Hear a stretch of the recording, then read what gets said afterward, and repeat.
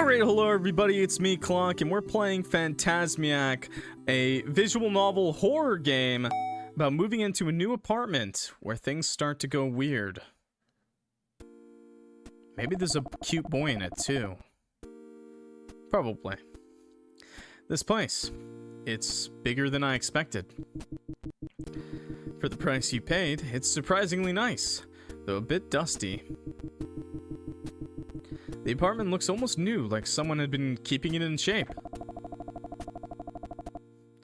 Alright, enough lounging around. Time to get to work.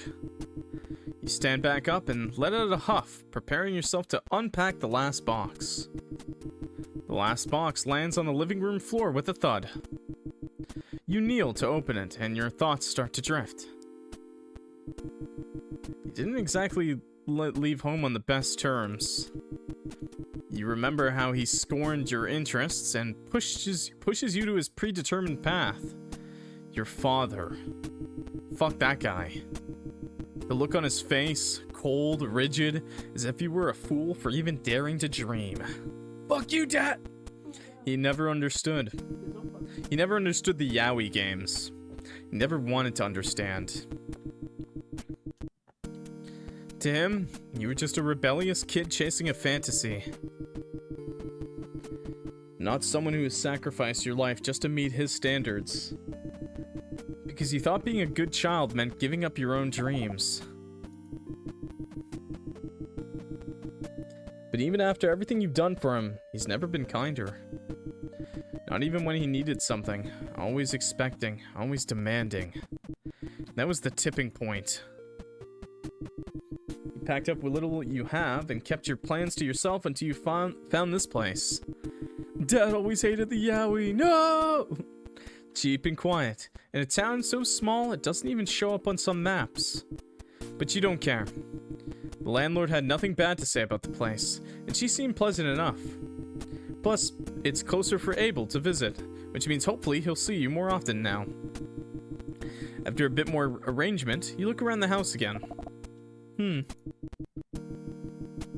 For the first time in a long while, you feel a sense of accomplishment. This is pretty nice. Finally, a place I can call my own. God fucking... a guest? You hear a knock on the door. Unexpected. You walk over and swing it open to find a smiling neighbor holding a cake. Ayo, welcome to the neighborhood. You notice their voice sounds overly chipper and how their eyes dart nervously past you. We didn't think anyone would, move in so soon. The place has been empty for a while. Wait, what did that say? Yeah, I was surprised too. It's a really nice place. Right. Very nice.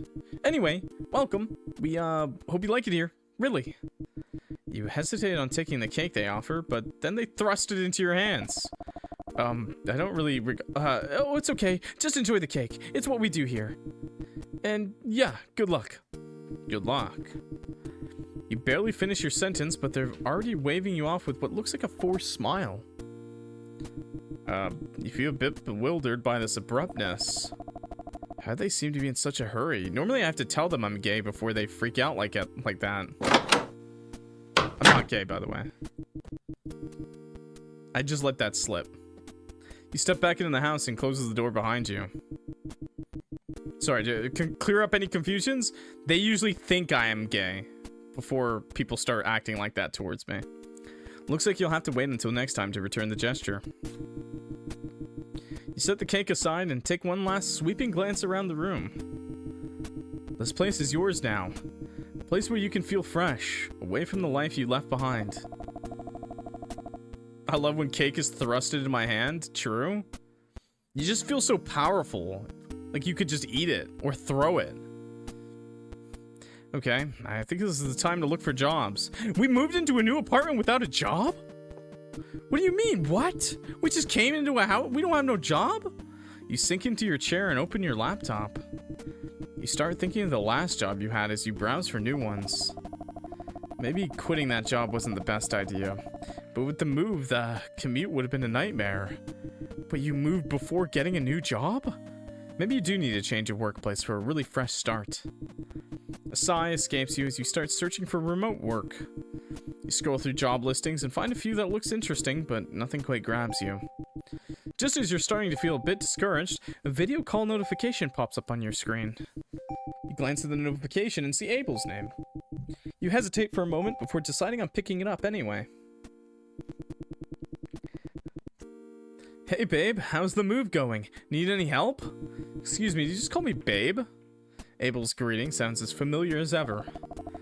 Hey babe, it's okay, thanks, never mind. We're not just friends, are we? Just finished unpacking. What about you? You hear Abel let out a quiet chuckle and see him nod. That's great to hear. You know how it is for me. Busy, busy. But hey, I'm close to landing an internship at this hospital. It's a big opportunity. Your eyes widen a bit in surprise. He always surprises you with his achievements. Wow, that's awesome, but isn't that place pretty far? Yeah, it's gonna be a 4-hour round trip, so 8 hours daily on the commute. That doesn't sound worth it. But don't worry, I'll still make time for you. Your new place is closer anyways, so it works out. When are you just not gonna sleep? Or are you gonna sleep while driving? You've known your boyfriend Abel for years now. He has his moments of slacking off, but he always catches up in the end somehow. And just like now, surprising you with his achievements. 8-hour commute, bro, what? You never quite question how he does it. He always ends up succeeding, no matter the challenges.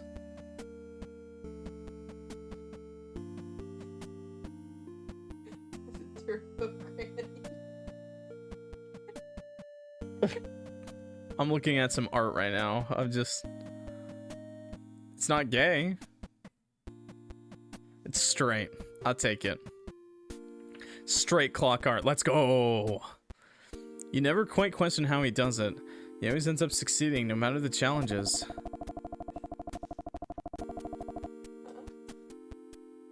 What? It is your woman. I'm a man? Last time I checked? You look pretty womanly there. What the Sorry, YouTube. Just drinking some coffee. I've just been informed by the White House that I'm a woman. Congrats. Congrats on your sex change. I'm really happy you landed that offer. Just please don't overwork yourself, Abel. Of course, babe, I'll be fine. I'll make sure to see you soon, okay? Even if I'm a bit busy, you're always my priority. You smile at his familiar words, a set of words you've heard many times before. I know you will. I'll be here whenever you're free. I'll make sure to call you more often so you won't miss me too much. I love you, darling. You smile at his words. I love you too, Abel. You end the call and shift your focus back to your job search. You think about the conversation you just had with your boyfriend, letting out a small sigh as you do. Abel is like the exact opposite of you in many ways. He has it all. He's had opportunities that you're still striving for. But he would always assure you not to feel inferior to him, telling you that he'd help you along his way too. Please stop farting in my house, chat. We just moved in. That's what he always promised, after all. 30 minutes later. Oh? You can hear your stomach rumble loudly, reminding you that it's well past time for dinner. You realize you haven't been looking at the clock up until now. But it's not like you've been entirely focused on the job search, honestly. You're procrastinating more than you'd like to admit. Sounds like me. You stand up and stretch while feeling the tension in your shoulders ease.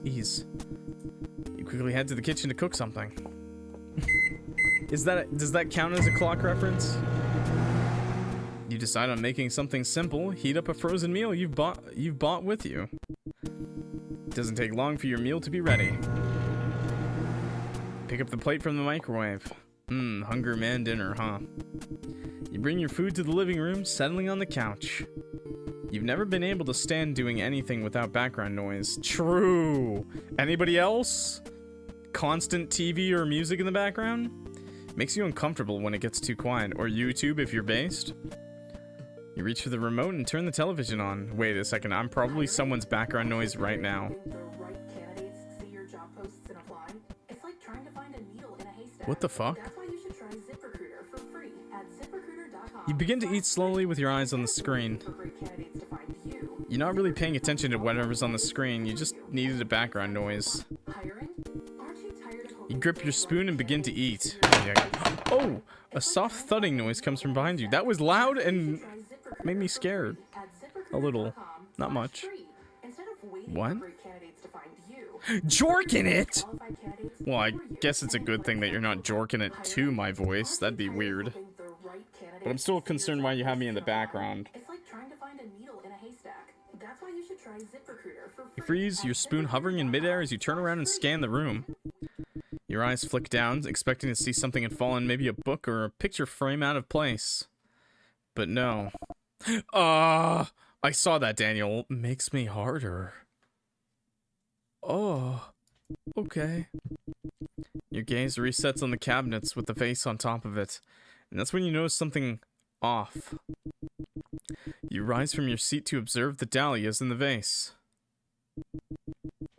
You notice something about it has changed now. They were pink, you're sure of it.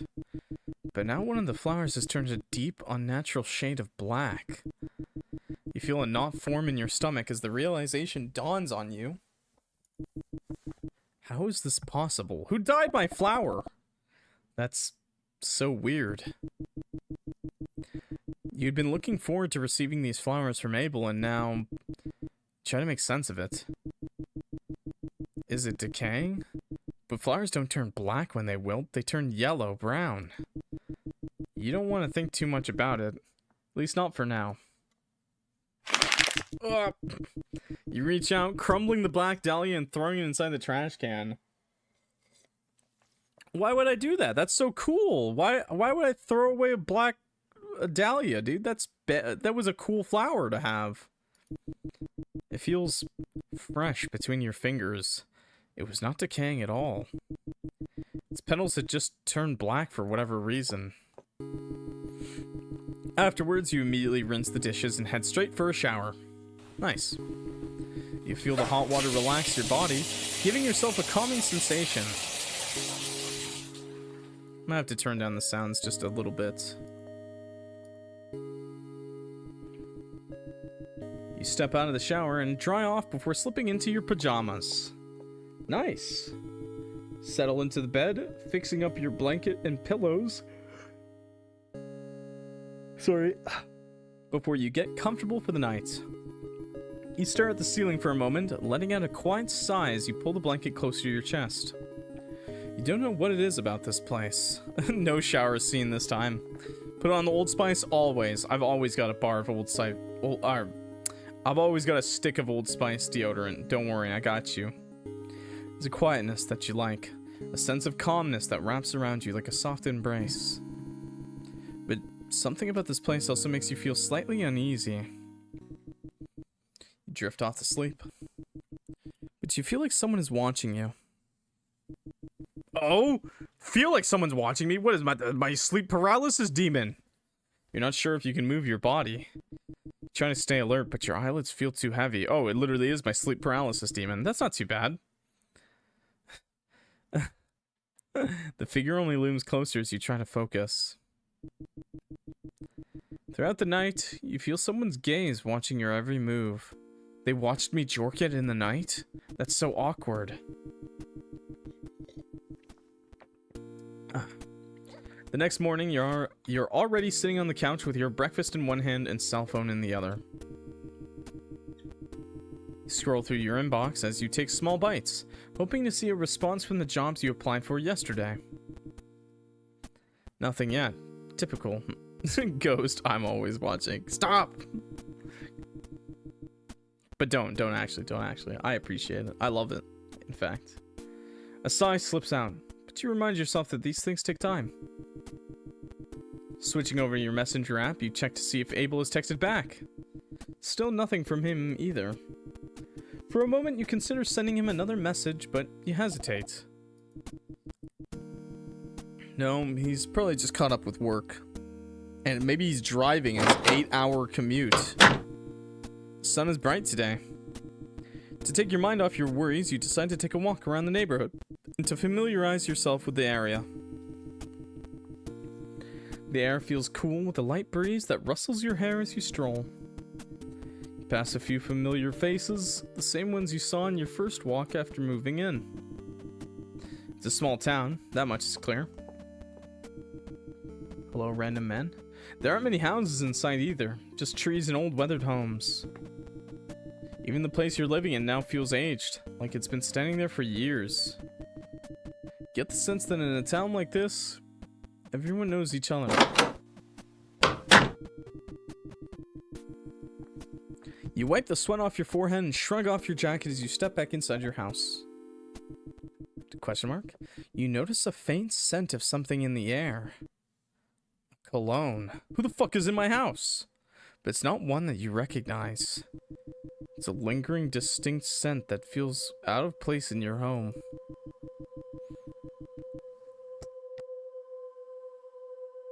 You pause to glance around, but everything seems normal.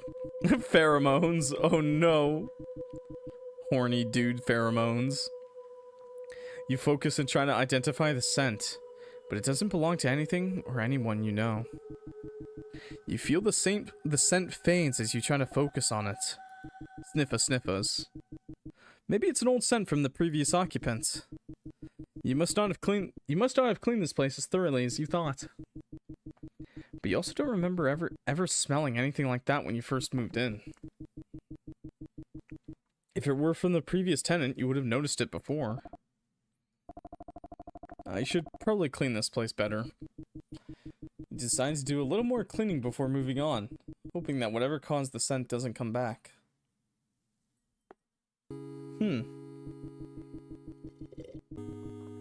Just a normal apartment. Later in the night, you return back into your job search. You still haven't heard back from any of the jobs you applied to, though you've been at it for hours now and you can use a little break. You decide to unwind by browsing articles about the area you've moved to, hoping to familiarize yourself with the neighborhood. But you discover that there's not much to read either. The suburb's calm atmosphere is a far cry from the relentless energy of the city you used to live in. Compared to life back at your dad's place in the busy city, it's almost unsettling how calm this little town is.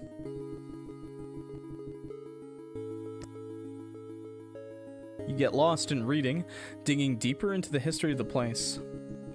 You feel curious about your new surroundings. Okay. After a while, you stumble upon an article from about a year ago. Sorry, if I go quiet, it's because I'm drinking coffee. The past resident of a certain house on Cedar Street was found dead under mysterious circumstances 5 years prior. The young man, in his mid-20s, was discovered hanging in his home. Oh. I'm in my mid-20s. I'm a young man. I hang around the house a lot. Oh. Your phone suddenly buzzes with an incoming call from your father. Oh, fuck that guy. You stare at it, feeling anxiety settle in your chest. The memory of the last conversation you had with him makes you hesitant to pick up.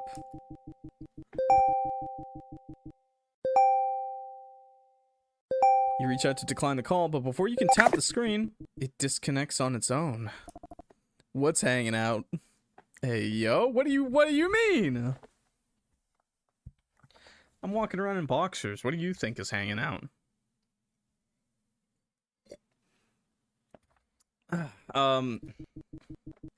You haven't even clicked the hang up button yet.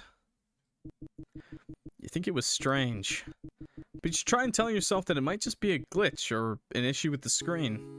Yeah, it's fine. You let out a sigh and set the phone aside, but picking up your journal instead. You flip to a fresh page. Journaling your thoughts and daily experiences has been somewhat helpful for regulating your emotions. Often, the entries end up being more like random ramblings and venting than organized thoughts. After a bit of writing, you set your pen down and decide to reread what you've written. What you've written today isn't exactly what you'd hoped for, but it's okay. I should get some rest. It's getting late. You close the book and decide it's time for bed. Okay then. Nice. Bedtime. Yay! This is such a good horror game. Reminder, this is a horror game. That night, you find yourself back at the living room. Someone is flipping through the pages of your journal. What the hell? Peep and Tom over here. I see. You. With him? Whatever. You're the same as me. Just as I expected. Huh. That man, too. Your diary entries are funny. Why do you keep so much to yourself? Oh, hi. When you could have shared your struggles with me.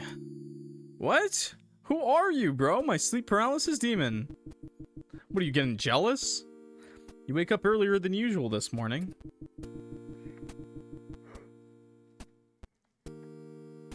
But still feel tired as if you barely slept at all. Ow! You had a strange dream last night. It was so vivid. Someone was reading your journal and commenting on the entries. The relationship you have with your parents, and then with Abel, among other things. You climb out of bed and rub your eyes while heading to your desk to check for any email updates, or email replies from your job applications. Your heart skips a beat when you see a new email from one of the places you applied to. Finally, a response. You quickly open the email and read through it. They want to schedule an interview? Yes! Just as you're processing the email, you receive an incoming video call from Abel. Nice. Hey babe, good morning. What was that tiny ass moan? Are you for real right now? Wait, you want to control how I moan too, chat? Fuck you. I'll moan how I want to. I'll moan however way I want. I really had to share this immediately. Today was amazing. I got to assist in an actual surgery. You smile, feeling a bit of excitement through the screen as you speak. Wow, that's incredible. You must have been so nervous. Yeah, I was, but once we got started, it all just clicked, you know? God, I'm still buzzing from it. I can imagine. You're really getting into the thick of it now. Totally. I'm so excited for the next stage. The next time I'll assist the team. We have a lot more planned, and I get to talk to a famous neuro doctor too, which is just really cool. I'll be sure to tell you about it later. But also, how's your morning going? Anything exciting on your end? You smile to yourself, nodding as you think about what to say. Actually, yeah. I just got an email for an interview from one of the jobs I applied to. No way! That's awesome! I knew you'd start getting responses soon. Abel's eagerness for the news makes you feel validated in a way. I need him. He's mine. Jingle, jangle, jingle. Thanks, Abel. I'm a little nervous, though. You'll do great. I know it.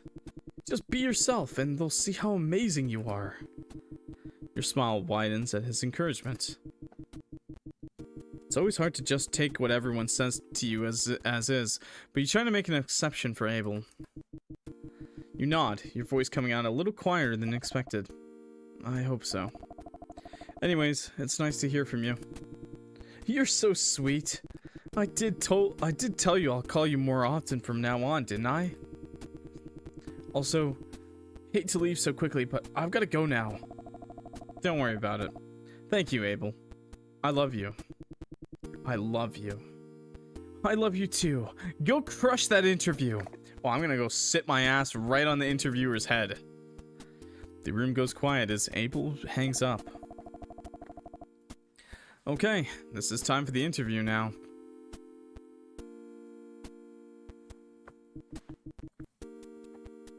The interview went well. It's a bit odd that you were hired on the spot, but at least you have a job now. Nice, let's go! I don't need to dwell on the negative. I should just be glad that I scored a job.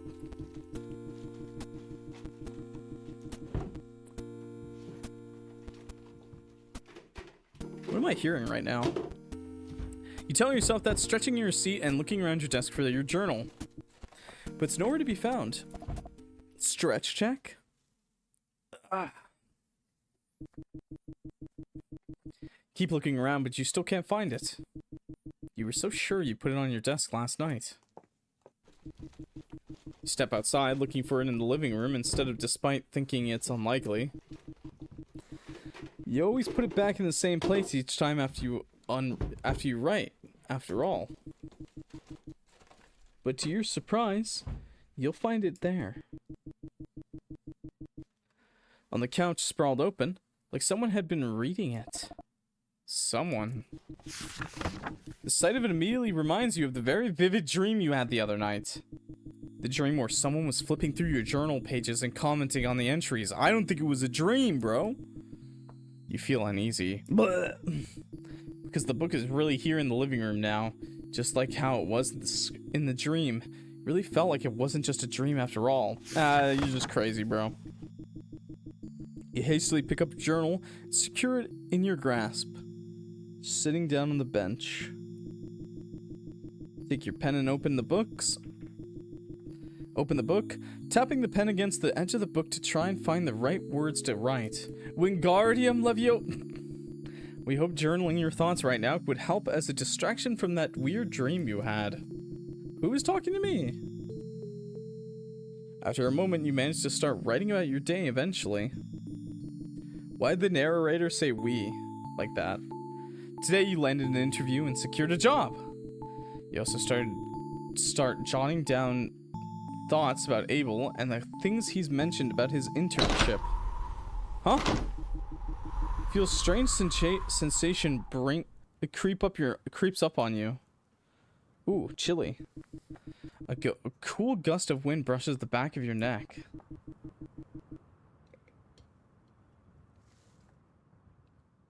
You pause your writing and set the book and pen aside, looking up and glancing around the room frantically.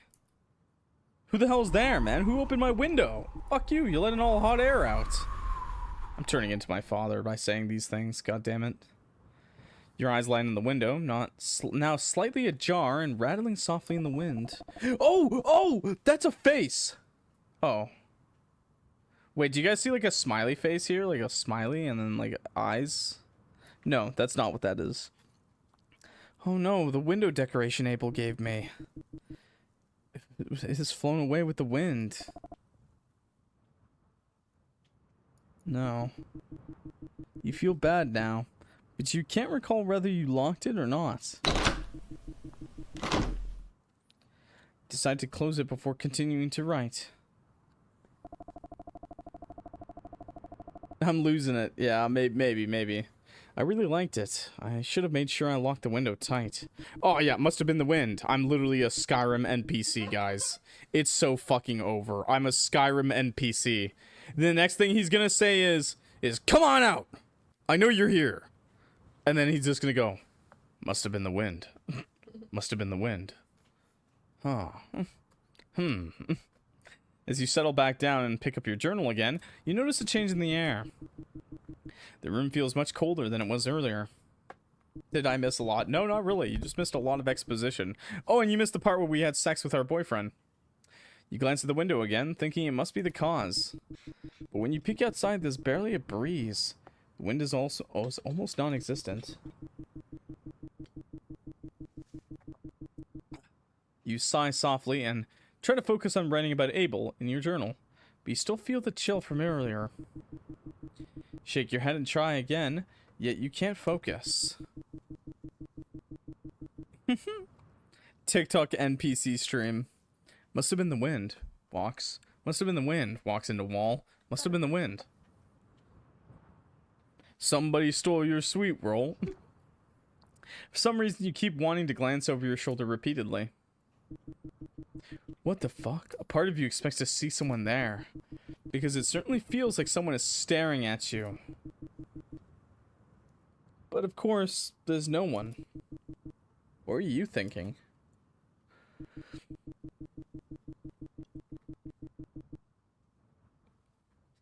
You turn to your journal book again, trying to pour some more of your thoughts on paper. But despite the words in front of you, your mind keeps drifting back to what happened earlier. Is it just the lack of sleep finally catching up to you? You're not sure anymore what's causing it. Lack of sleep would just easily explain these paranormal thoughts you're having lately. Let out a sigh, and put the journal aside. Telling yourself and the mental exhaustion is all there is to it.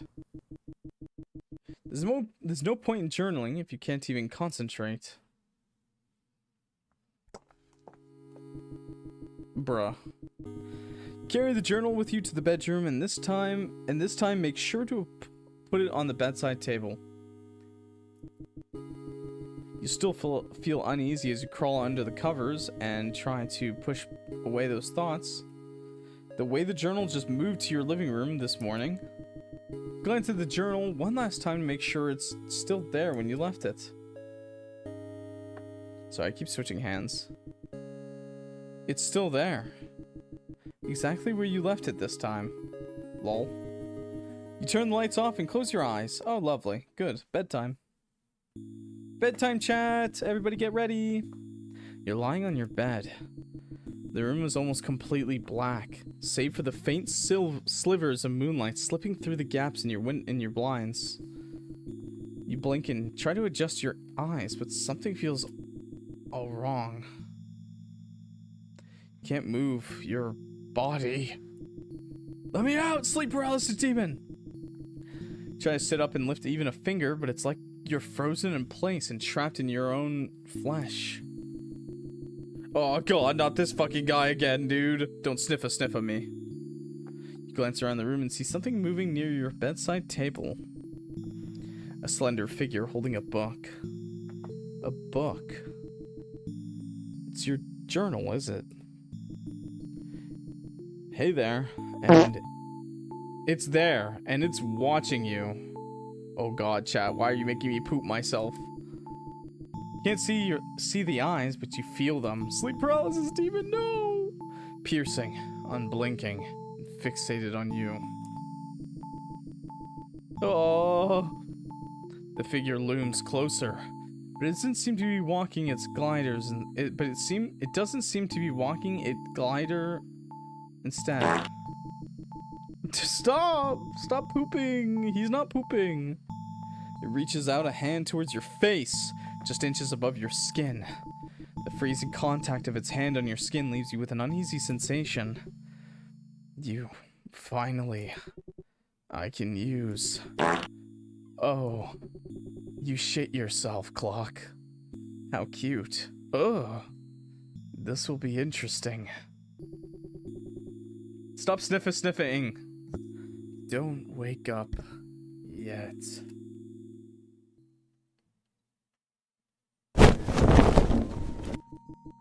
Oh my god! You gasp, sitting up on the bed with cold sweat and heart pounding in your chest. It's morning already. You rub your eyes, trying to shake off the lingering unease from your dream. You don't know what it is that you saw in your dreams. You don't understand. It felt so real. Like, that figure you saw in your dream. Stop sniff it in, chat.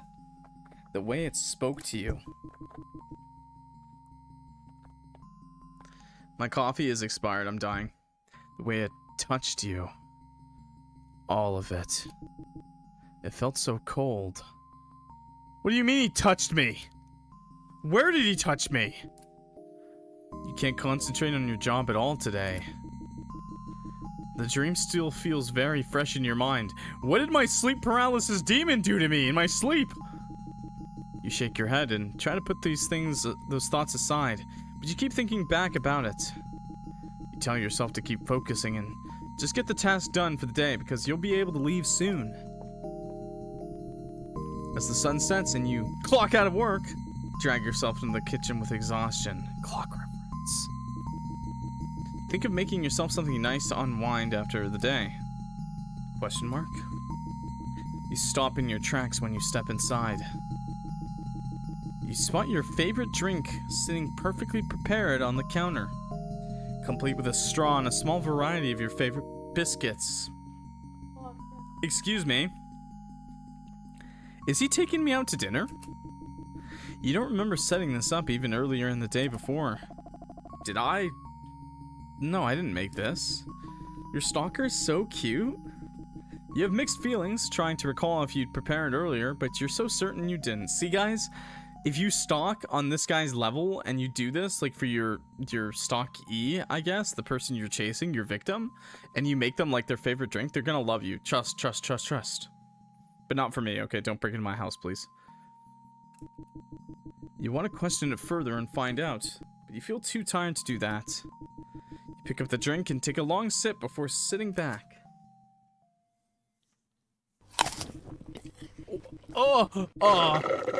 Excuse me? The cold, familiar taste brings a bit of comfort after the long day. I did not need that ASMR.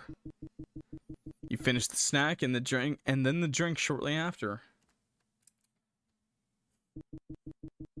You feel a bit more at ease now, but still don't want to think how those foods got out of the fridge. So you decide it's time to head for bed. Oh my god, we're going to sleep a lot, dude. Eepy. It's been a few days since weird things have begun happening. The more it happens, the more you can't ignore it any longer. Things in your home keep moving, subtle but unmistakable. For example, those weirdly vivid dreams of a figure checking out your journal and trying to speak to you. This man be bedrotting for sure. The snacks you had in your fridge, all set up on the counter after a long day of work. The flowers Abel gave you rot so much faster, and the window keeps opening itself. Sounds awful, dude. Your journal in particular is always open on the table, pages sprawled as if someone had been reading it. Why do they keep reading my journal? It's clear, someone's been here. I really hope they have Subway Surfers playing while they read it. But it can't be an intruder. You're always here, and there's never been any sign of a break-in. They had the key. Your heart races as you scan the room again, searching for anything else out of place. Check the locks, the windows, everything is secure. There are no signs of forced entry, no clue that someone has been inside. The sense of intrusion lingers. Feels like more than a coincidence. Yeah, why is my butthole so loot? Perhaps the house is haunted. After all, you did get this place at a suspiciously low price. Shaking your head, you try to dismiss the thought and sink into the sofa. Your eyes keep drifting between the clock and your phone. Clock reference. Abel. Abel should have been here an hour ago. He promised to visit you this week after all. But still, no message, no sign of him. Nothing.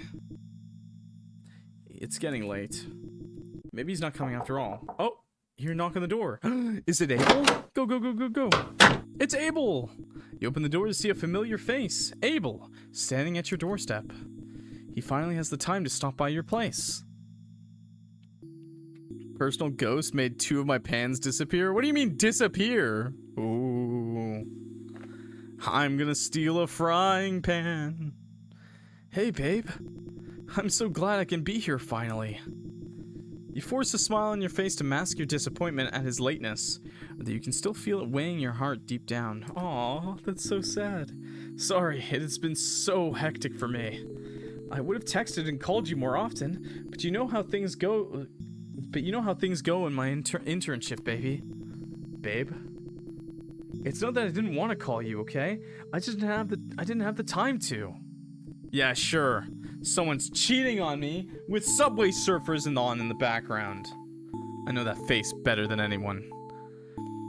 Just keep nodding as you hear Abel go on about his days while you welcome him inside your place. Nothing new, except excuses you've heard from him time and time again. Oh, and also... Abel, excuse me? You two make your way inside and sit down at the sofa and face each other. Are you gonna not explain yourself? But anyways, I'm glad moving out went so smoothly for you. How's it been to live here? Oh my god, our first choices, dude. Oh my lord, our first choices of the game. How long have we been playing? At least like 20 minutes. I'm kind of surprised. Okay, tell Abel about the strange occurrences, hide it, and brush it off. Chat, what do you think I should do? Tell Abel about the strange occurrences or not? I feel like we should skip them. Be honest. You guys are such party poopers. Let me cheat on my boyfriend with the ghost. I hate you guys. Tell Abel about the strange occurrences. I saved, right? Yeah, okay. Let me cheat. Actually, Abel, some weird things have been happening here. What happened? You hesitate for a moment. You're not sure how to phrase it properly. So, you don't want him to think that you're crazy. Because you know he doesn't believe in supernatural things. My things, they were moved around. But there's no signs of anyone breaking in. Abel's expression hardens immediately at your revelation. Abel, did you talk to Bob in your attic? It's just him. He's just having a good laugh. Oh my god, you didn't meet him? That's your attic guy. Every house has one of those. Chat, when's the last time? If you live in a house with a livable attic, when's the last time you checked it? Hardens at your expression. Wait, what? Why didn't you tell me sooner? I told you to always tell me if anything happens. I don't want to find out this way. I knew it. We're all gonna fucking die in here. Someone's watching you. I knew it. Nobody watches me. I'm a loser. It's surprising to hear him curse under his breath with such resentment. That creep. I knew it. He's been hanging around. I should have never let... Wait, no, Abel. It's not like that. There were no signs of anyone getting in. Smell Abel. Sniffa sniffa? I'm telling you, it's not some stalker. It's a ghost. Abel stares at you like he didn't quite hear you right. A ghost? What makes you think so? Ghosts don't exist. You shake your head at his words, hoping for him to hear you out.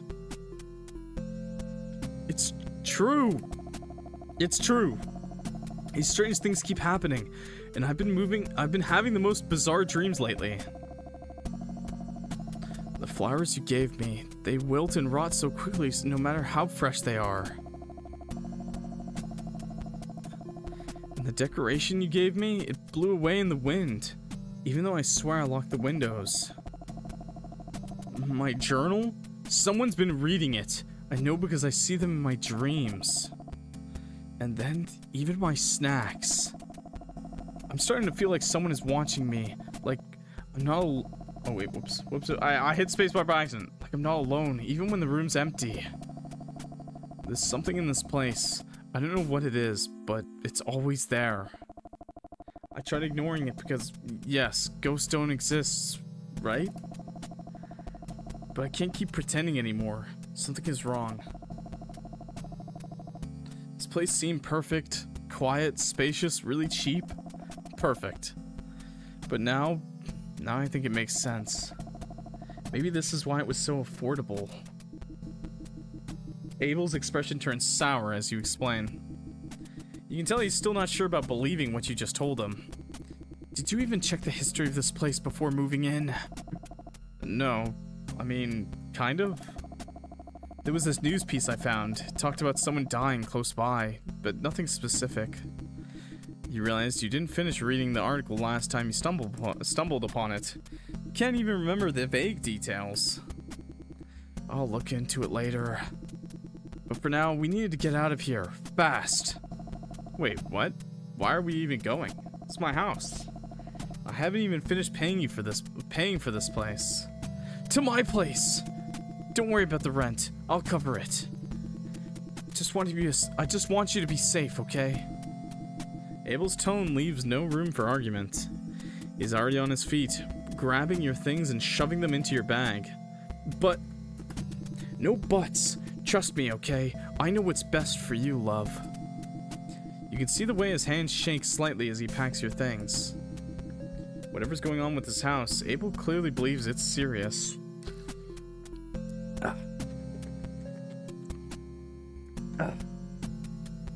Too controlling, just like... Ew. Is this like an Oedipus complex? An Oedipus complex, but like for my dad instead of my mom? Whatever's going on with this house, Abel clearly believes it's serious. Abel's so dominant? No, I'm the dominant one. The car hums softly as you sit beside Abel, who's forced on the road ahead. Just be careful next time, alright? I can't have you getting caught up in whatever mess this is. His voice is firm, but there's an undercurrent of worry that you've never heard before. But he also seems weirdly very agitated. But why? What? Why are you doing it? Why are you in such a hurry? I could have packed my things properly. It's just dangerous there. You understand? Ghosts! Ah! I promise you, I'll look into the house history later, but I just have to get you out of there first. You don't have to worry about anything. You don't understand why he's so hurried now. Usually he's more laid back and more patient even when you tell him something is bothering you. But seeing him like this, you realize just how much he cares. Okay. You feel bad for him. Feel bad for doubting him up until now. Oh, okay. That was alright. Months pass! And life in Abel's spacious home feels different, comfortable. What? We just moved in with him? The regret of not asking for his help sooner gnaws at you. This place is so much nicer and safer. Huh? You never doubt his feelings for you anymore now. You feel like ever since you moved to this place, you two have gotten so much closer. Good luck at work today. Or good luck at work today, Abel. Mwah. Thank you. I'll make time for you tonight, okay? We need to go out on a date soon. Sure has been a while. You smile and let him kiss you one more time before he finally leaves. Mwah, mwah, mwah. Sorry, that's a little gay. You turn around to return to your room, feeling relieved. But you suddenly feel a sudden searing pain shooting through your head. Oh, like something knocked you over. Ugh. The echoing throb that makes you wince. Took you long enough to notice, huh? Oh! This time it's my turn to ruin your life over. You think I've left? You recognize this voice echoing in your head. It's Crowley's. It feels like an oppressive force is wrapping around like a vice. Stop! No. I didn't want to do it this way, but I guess I have to. Abel doesn't deserve to be happy. Crowley! Crowley? Try to fight it, but you're not strong enough to.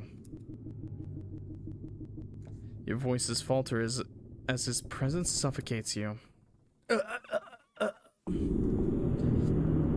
Oh. Abel arrives home, the weight of the day hanging heavily on him. He seems overworked. Hey baby, I'm home. Hello, welcome back home. You walk forward with a smile on your face, greeting Abel as usual with warmth. You're holding a knife behind your back. No! Abel, don't step closer! It must be a long day, darling. Why don't I give you a hug? You're being very sweet. Of course I would like to hug you. No.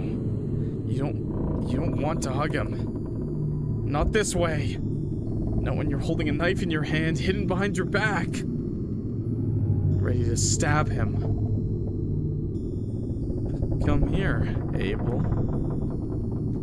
You see Abel chuckle at your affectionate tone as he steps closer to you with his arms open wide.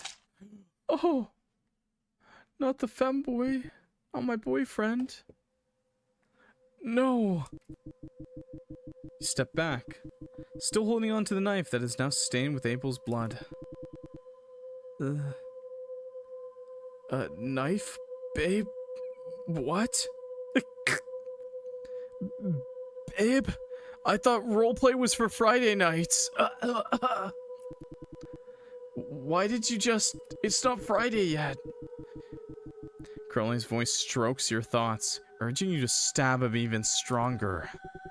Who the fuck is Crowley, dude? Crowley? Crowley. I'm gonna say Crowley. He deserves this. He's always taken everything from you, too. Your time, your life, your love. It's about time you take something back. We're similar in a way. Babe, why did you just... Bro, you're dying, bleeding out, and all you can do is just ask me why? You stop just right in front of Abel. He looks at you with wide, terrified eyes, pleading silently. And now you shut up. Ugh, dude. No, Abel, no. I don't want to stab him again. No. But your body moves forward again, ready to land another stab on him. No, I don't want to do this. No, no, please.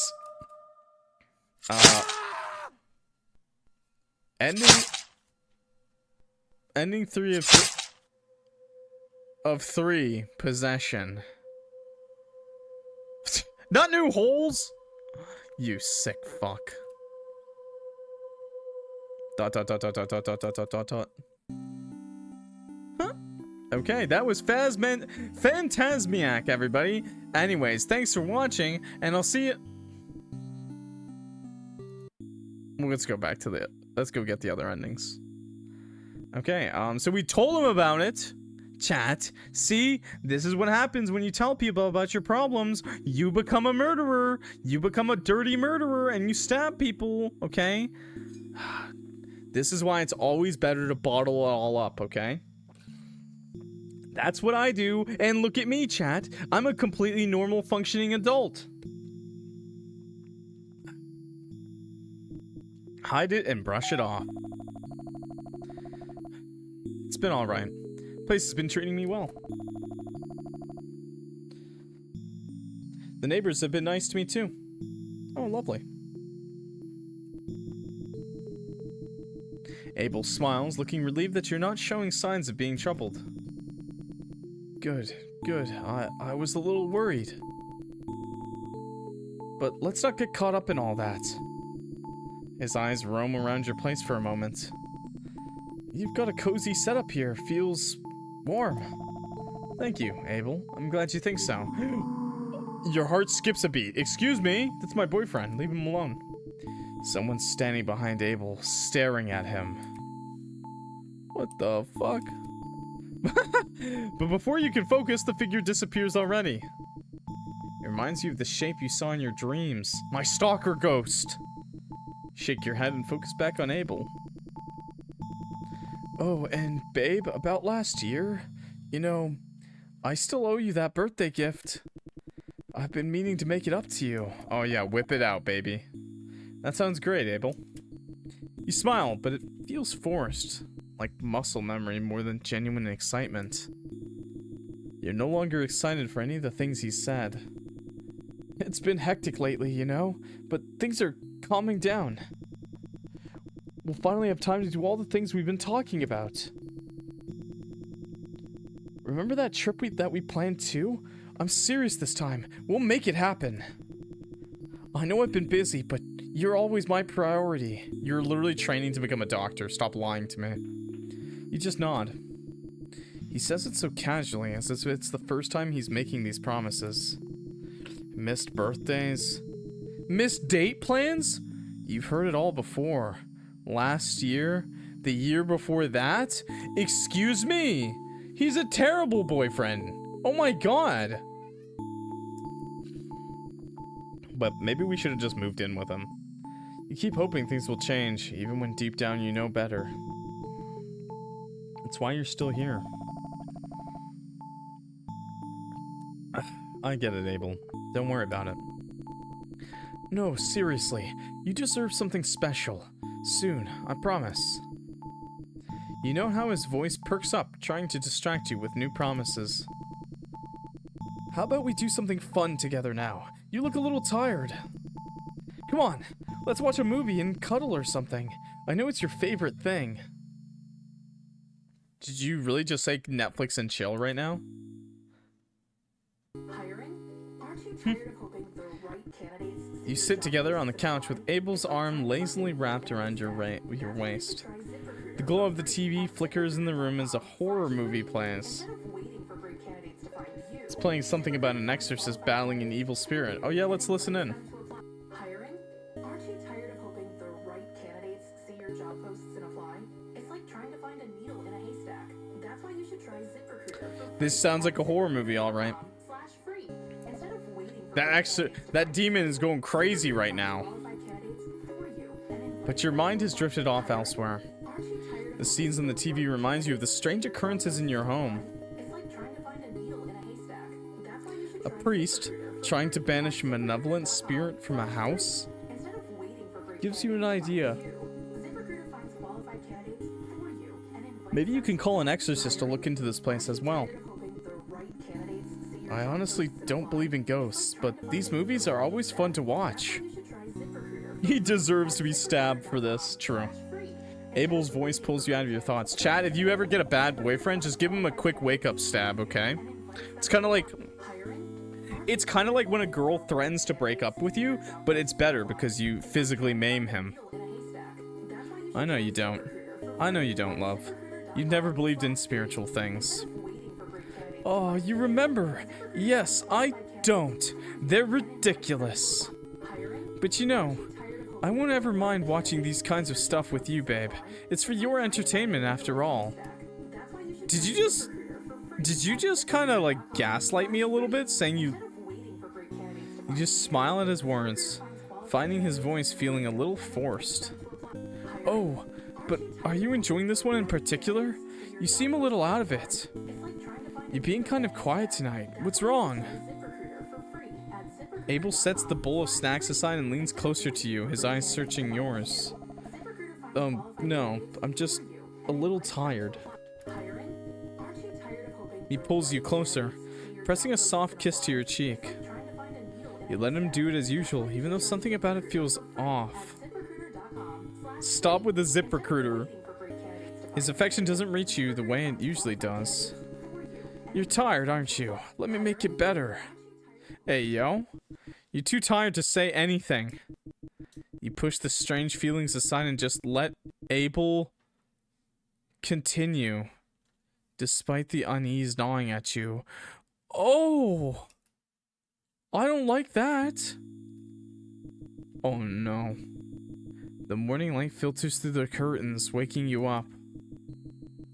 Abel's arm drapes lazily across your waist, his lips brushing against your neck. What just happened? Morning, babe. You do not get to call me babe after that. You stir, pulling yourself out of the haze of sleep. Morning. We really needed that, didn't we? I don't know what I'd do without you. Are you just using me for one-night stands? You already know this moment won't last. He isn't here for you. Just for the convenience of having you. Oh. You're always there for me, and I'm so grateful for you. Be patient. We'll make more time together soon, okay? His words feel sweet, but empty. Like a sugar coating on something shallow. Yeah. Sounds good. Well, there's your 18 plus scene, chat. Yeah. You told me that before. The words slip out before you can stop them.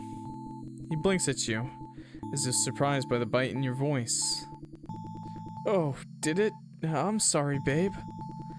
I just want to keep you in the loop. You're my priority. Oh yeah? Then how'd you miss all those how'd you miss all those life events? You nod, tired of arguing. You know why he was late last night. Out with coworkers, spending time and money on them. Yo! Are you cheating on me? You saw his friend's status updates on his social medias after all. You're on social media! He talks like he cares, but his actions tell a different story. You're a scumbag!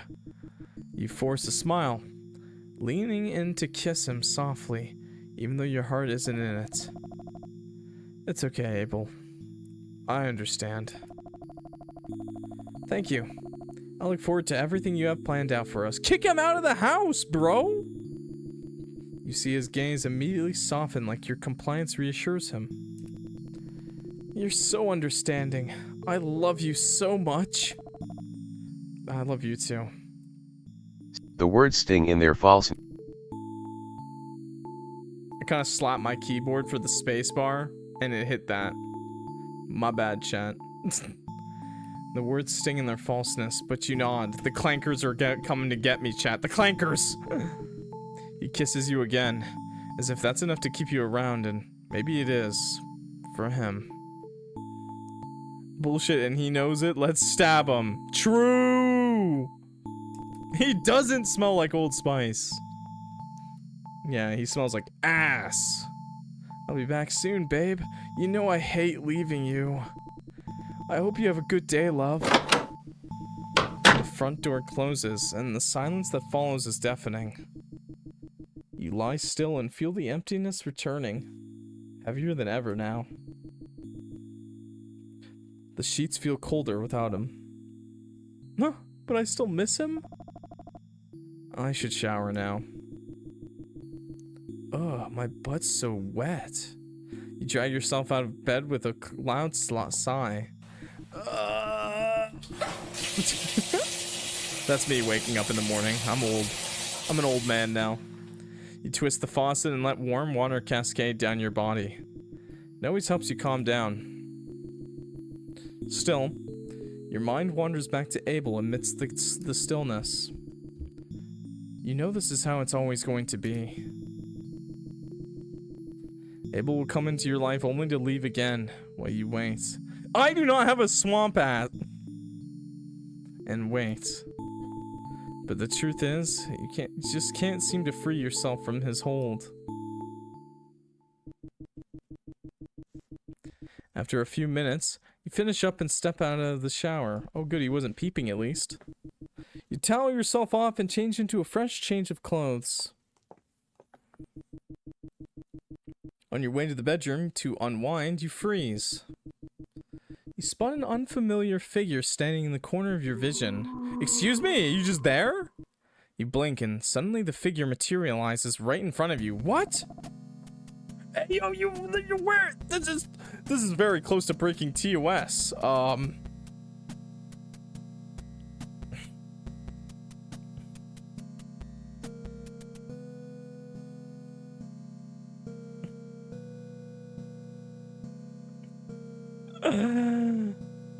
Stop. Oh, it's just a tie. Oh, sailor. I like to see you. Sailor. Wait, what is it? How's it go? Hello, sailor. Yeah, he likes to tie knots. That's all that means, chat. He was in the Navy. That's what that means. He was in the Navy. What the? Your voice falters as you take in the figure standing before you. That's a lot of collarbone. Oh, come on. No need for the dramatic reaction. Your heart races as you realize what you're seeing. This isn't a person. It's a ghost. Ghost? Who? What are you?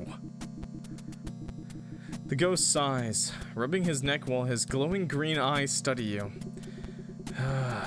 Chill out, okay? I'm not here to hurt you. The name's Crowley, and yeah, I'm a ghost. Crowley, what do you want? You're looking so much better from your supernatural days, by the way. I really hope you're not British anymore. He sighs again, his form flickering slightly as he glides closer. Look, I know this is freaky, but I'm not here to scare you. Well, not in the haunt you kind of way. I do live here, though, so technically, Yeah, I guess I do haunt you. Oh, good. You can haunt me any day. But right now, I'm trying to protect you. Protect me? From what? Well, I'm sure you know what I'm talking about. Have you noticed anything strange lately?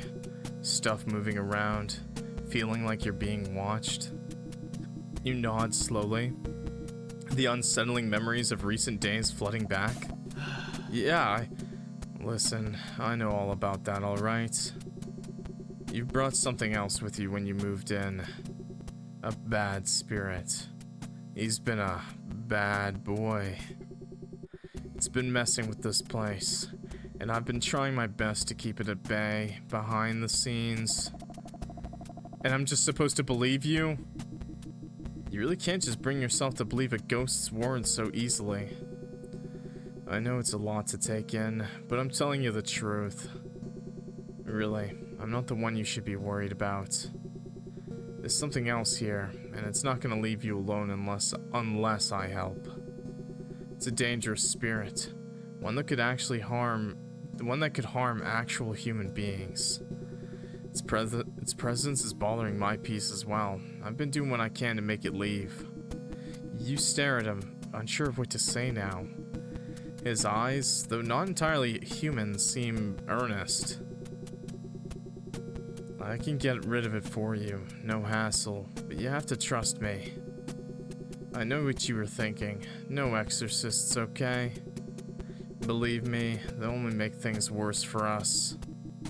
You don't know what to believe. Could he be telling the truth? The thought of another spirit being here, especially one with malicious intent, scares you more than it should. Do I really have a choice? You can feel Crowley's gaze remain fixated on you. Please, let me help you. You swallow hard and try to weigh your options. The idea of trusting a ghost feels insane, but the alternative... Think to yourself you should ask some more questions from him to really gauge his intentions. You know, I'm not stupid.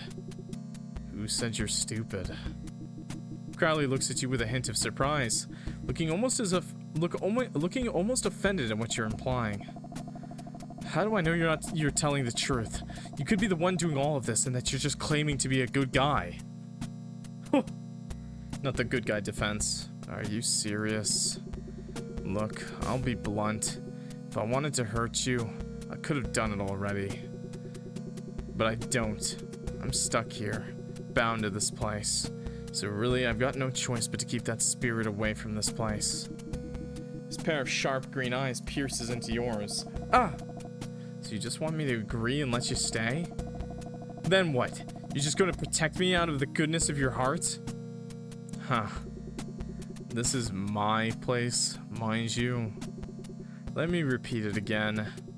I'm bound to this place. I can't just go haunt somewhere else. Think of it like a cat protecting its territory. This place is my home. So yeah, I want to keep it comfortable for me too. Bad spirits hanging around don't exactly help with that. That aside, you're in danger. And as a ghost, I know how to handle my kind better than humans. Meow. Hi, Daniel. Meow. I'm your best shot at getting rid of this thing without making it worse. If you call an exorcist, they might just stir it up, make it angrier. You could die in the process. Or maybe hurt the people around you, or really anyone that visits this place. His words make you think of Abel. What if the ghosts go after him? Good. Let them. He just left earlier, but the thought lingers. You glance at him again, gauging his intentions. He doesn't seem like an evil ghost, but can you be sure? Or I could just call an exorcist and get rid of both of you. You say you want to help, but you're a ghost too. Smirk. Crowley lets out a dry laugh, shrugging. Groundbreaking insight there. Of course I'm a ghost. And yes, you can call an exorcist, but that's a gamble. An exorcist, a priest, whatever. They might not know the difference between me and the real threat. They could banish me and leave you defenseless against whatever's really haunting you. So what do I do? Just let you stay here and hope you're not lying? It's your call. But if you let me stay, I'll prove it to you. Open up that pussy. I'll keep you safe, and you won't have to worry about that other spirit anymore. But if you choose the other way, well, find out for yourself. That smile, though. What will you do?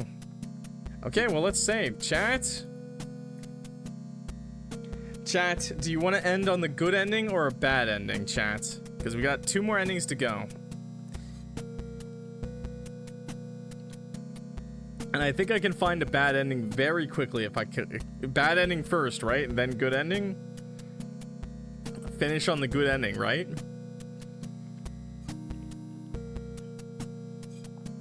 Okay, we'll do the bad ending. Keep the exorcists coming. I save? Yes. Keep the exorcist coming. Oh yeah, I'm gonna make that exorcist come all right. No, I'm not taking any chances. The exorcist is coming, and they're going to deal with all of this, including you. What? You straighten your spine, injecting as much firmness into your voice as possible, even though fear churns inside you. You notice the shift in Crowley's expression as well as the tension in the air. That's a mistake. You have no idea what you're getting yourself into. He's gonna noose me. All I know is that I can't trust some ghost who shows up unannounced and expects me to believe he's the good guy. Huh. And you think some stranger waving a cross and chanting in Latin will solve everything?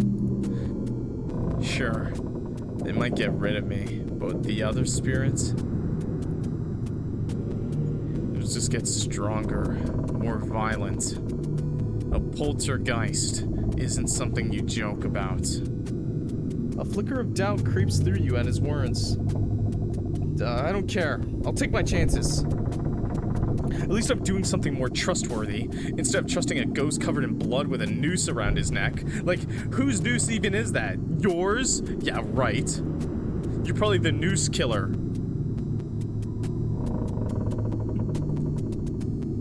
Oh, we're judging by appearances now? You don't know anything about me, about what I've been through. I was just trying to help you. But if you want to be stubborn, fine. Just don't say I didn't warn you. Is that a threat? Crowley lets out a shallow chuckle that feels bitter to you. Considerate advice. Good luck with the exorcism. Bye. Before you can respond, you see his form begin to waver. But his sharp, disdainful gaze remains fixed on you. You're just as stupid as your boyfriend is. Hey, wait! He was jealous. He was jealous of my boyfriend, chat. You don't quite catch his last words. And he's already gone. A heavy weight settles in your chest as his presence fades from the room. You try to shake it off. Shake it off. You tell yourself like a mantra that you've made the right choice. It's fine. Everything will be fine once the exorcist gets here. Yeah, where's Father John from Faith? The following day, evening. Where's Father John? Raise that cross. You decided to pay a visit to the nearby church the other day and got in contact with someone named Father Lucian. The knocking sound echoes throughout the quiet house and startling you out of your nervous pacing. Here goes nothing. Take a deep breath, steadying yourself before heading to the door. He's already ready to go. He's already ready to exercise. He's like, let's go. I'm your personal trainer. That's what you wanted me for, right? I want 15 push-ups now. As you open it, you're greeted by a tall, imposing figure dressed in a priestly robe. Greetings. I'm Father Lucian. Did you call for an exorcist? You nod, swallowing the lump in your throat. Yes, that's me. Thank you for coming on such short notice. Let's not waste any time then. Show me where you've noticed the disturbances. You lead him through the house, pointing out the areas where things have been moved and the spots where the unsettling occurrences have happened. It's mostly been here, in the living room, and my bedroom. But sometimes, I feel like I'm being watched. Like there's someone else here with me. These feelings of unease are common in cases of spiritual disturbances. I'll need to perform a cleansing ritual throughout the house. It should take care of any lingering spirits. You nod and try to remain composed, even though your anxiety is evidenced in the way your hand trembles slightly. Will it be dangerous? Father Lucian gives you a reassuring look. There's always some risk when dealing with spirits, especially if they're malevolent. But with God's blessings, everything will be all right. Please, allow me. With that, he begins his preparations. He's just holding up the cross like Father John does, just holding it up in each direction of the room until it starts blinking. Drawing out various tools from a leather bag. They look like some candles, holy water, a crucifix, and a small bundle of sage. He lights the candles and murmurs prayers under his breath. I command you, spirit, reveal yourself. You are not welcome here. Your breath catches in your throat as you recognize the shadowy figure you've seen before in your dreams. You should have listened. It wasn't me. Please. Crowley? Stay back! Father Lucian raises the crucifix, his chant becoming a fierce command. Crowley's form flickers, but his gaze never leaves yours. This won't end well for you. You're making a mistake. In the name of the Holy Spirit, I banish you from this place. The power of Christ compels you, flicks a little bit of holy water in your face. Father Lucian lowers the crucifix, his chest heaving as he catches his breath. Actually, he drinks the holy water and then spits it on you. There was indeed two spirits, one stronger than the other. Thank you, Father. Is it really over? For now, yes, but I'll leave you with these protections charms. Stay vigilant. May God bless you. You just got rid of my protector, didn't you? You accept the items with trembling hands, trying to convince yourself that it's finally over. It's over like that? You look at the holy water in your hands and sigh softly. The haunting is over, at least for now. It's really hard to believe any of this had happened in the first place. I'm sorry, Daddy. No, stop talking to the priest like that. Feels so surreal. The priest will not do you. Place the charms on the table and head for the bathroom. Oh yeah. You start showering, letting the water cleanse your body. Can we get a stretch check? I feel like we haven't stretched in a while. Oh, that's a good stretch. Once you're done, you put yourself into a fresh change of clothes and head towards the living room to put on a show. Wow, I'm just gonna start dancing for chat? Where's my stripper pole? Ah, someone is knocking the door. Here's some holy trinkets. You'll get my bill in the morning. No checks. Oh, some water? Don't drop the soap, please. Ghost, stop waiting for me to drop the soap, Ghost. I know it's you. Your heart skips a beat before you realize who it must be. Abel? Oh, it's Abel. Hey, babe. I, saw a priest on my way here. Was he leaving your place? Yeah, I was just banging him on the side. Don't worry. You pause, unsure of how to explain the events of the past few days. Without thinking, you step forward and wrap your arms around him, resting your head against his chest. Yeah, there's been a ghost. I didn't tell you sooner because I wasn't sure you'd believe me. Abel looks down at you, his brows furrowing for a moment. A ghost? Silly. You know we don't believe in that stuff. They don't exist. Despite his dismissive tone, he tightens his hold around you as he leads you inside. You whisper his name as you lean up to kiss him. His eyes light up in surprise, but he smiles and kisses you back. You look happy this evening. You smile against his lips, sinking into the comfort of his embrace. Let's step inside first, okay? Kill him. Yeah, let's kill him. Daniel, how you want to go about this? The next morning, you blink awake and sit up. God damn it, we didn't kill him, did we? You look to the side and see Abel by your side. Your heart still feels heavy with the remnants of last night's event. Crowley's voice lingers in your mind. You still remember how his presence feels. But you shake it off and turn to Abel, who's still asleep beside you. You convince yourself that it was all just a bad dream. Without thinking, you wrap your arms around him and bury your face in his chest. Yeah, motorboat his titties. Motorboat his man titties. Hey, it's been a while since you've been this clingy. He looks down at you with a soft smile, his hand brushing gently through your hair. Can't help but hold him tighter. Moves. You don't want to think about Crowley again. I'm just scared of ghosts, I guess. Your voice trembles, and Abel tightens his hold on you while pressing a gentle kiss to your forehead. But I think we're okay now, right? Yeah, we're alright now, darling. Everything's okay. Ghosts don't exist, okay? Wow. You nod and decide to believe him, to believe that Crowley is truly gone and that everything is finally returning to normal. Let's get you a distraction, okay? Speaking of, I do want to show you something I found. Cute cat video! It's my cat. Abel pulls away slightly and reaches for his phone, scrolling for a moment before turning the screen towards you. On it is a picture of a black cat, its glossy fur and piercing eyes staring back at you. I made up my mind. I want to adopt this cat instead. Why is the music getting so scary? Is it because of his eyes? I didn't know you liked black cats. Didn't you say they were scary? Why am I in a ship? You raise an eyebrow, surprised by Abel's sudden enthusiasm. He had always mentioned black cats made him uneasy before. Nah, they're cute, you know? Abel grins, tapping on the picture affectionately. I just thought a pet wouldn't help us not feel so lonely. And, well, it could be good for us, right? Something to bond over. What's happening right now?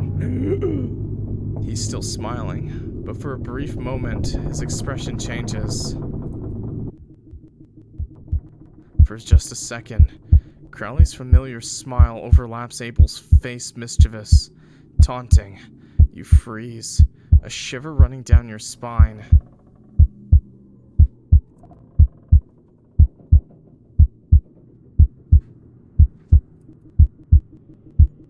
Your heart pounds, the weight of realization hitting you like a ton of bricks. Crowley isn't gone.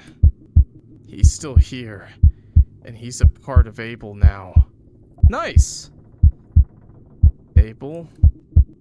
You try to speak, but the words catch in your throat. Oblivious to your internal panic, Abel just chuckles and smiles as Crowley stares at you through his eyes. I have a black cat, so I don't really care. So, what do you think? Should we get the cat? Yeah. Ending 1 of 3. Dead. Lover. Yeah, me too. I love my black cat. Oh, lovely. Is it really still Abel who's with you? Yeah, it is. He's just an idiot. No, I mean... Also, he's a cheater, so we should just murder him anyways. Anyways, time for the better ending, chat. Let's listen to Crowley. Maybe this isn't a good ending, though. Maybe there is no good ending. 2 boyfriends better than 1. Yeah, but... I think it's a little bit weird when, like, he pulls out the noose and, you know, I don't know. Alright, you can stay, but I'm watching you. Cross your arms, trying to project confidence despite the tremor in your voice. Trusting a ghost isn't exactly something you ever thought you'd be doing. Does that mean he's the more powerful ghost, though? Now that's all I ask. You gave me a chance, so I'm going to prove it to you. He hovers a step back, looking oddly proud of himself for earning your trust. Maybe that was the good ending, yeah. So, what happens now? There's a ritual we can do to get rid of this thing once and for all. Nah, he could have done a lot worse. All he did was offer to buy a black cat. And how exactly do we do that? He watches Crowley runs a hand through his messy black hair, the noose around his neck swaying slightly as he does so. We just need a couple of things for the ritual. It's not as dramatic as it sounds, but it'll bind the spirit and expel it from here, and give this place a temporary protection. I'll guide you through it when the time's right. You still feel a bit skeptical. Fine, but no weird surprises, okay? And stay out of my personal space when I do my own stuff. Give him whatever he wants. Oh, I got really scared there. You hear him chuckle, a sound that surprisingly lacks any malice. I've always been an unobtrusive ghost, even all this time, you know. You feel his gaze linger on your face a little longer than it should. Well, catch you later. What a dick. I want it. I mean, oh wait. Before you can finish, he already disappears into thin air. The cold, uneasy feeling in the room lifts as his presence fades. That's exactly what I was thinking, honestly, that he might possess us. What a weird interaction. A few days later, he watches you jork. Oh no! He's seen me jork like 15 times! Tonight is the day of the ritual. The other day, Crowley had told you about the things he'd need to perform the ritual. You learned that you could feel his presence in the room even without spotting him. Crowley is hovering nearby, his sharp eyes scanning the room. I could never perform the ritual myself, because I'm a ghost. Can't touch any items, so I'm just here to guide you. Oh, chat? That's so weird. Oh. Daniel, don't agree. Oh. Dude, I don't need to hear that. Keep it to yourself. You'll have to do exactly as I say, understand? Ow, don't bonk me for that. Besides, I'm cracking him open. Yeah, sure. What do I need to do? We need 3 items. The candles, the salt, and something personal to you. A token that ties you to this place. He's gonna make me die, isn't he? And one more thing. A photo of someone you care about deeply. I told you it'd be better. It will help strengthen the protection ritual. You prepared that one too for tonight, right? Yes, I have it here. Good. Now put it there along with the other items. You hesitate. The only one that comes to mind is Abel. You nod and place them on the ground where Crowley floats nearby. Good. Now place the candles around the photo, the pendant and the salt. You do as he says, setting the candles carefully. Next, pour the salt a little more around the room. Begin pouring the salt, moving slowly and deliberately. This really is an episode of fucking Supernatural right now. Now, move the photo of your loved one in the center of the circle, so it's on top of everything else. Dean's literally like helping me out from beyond the grave.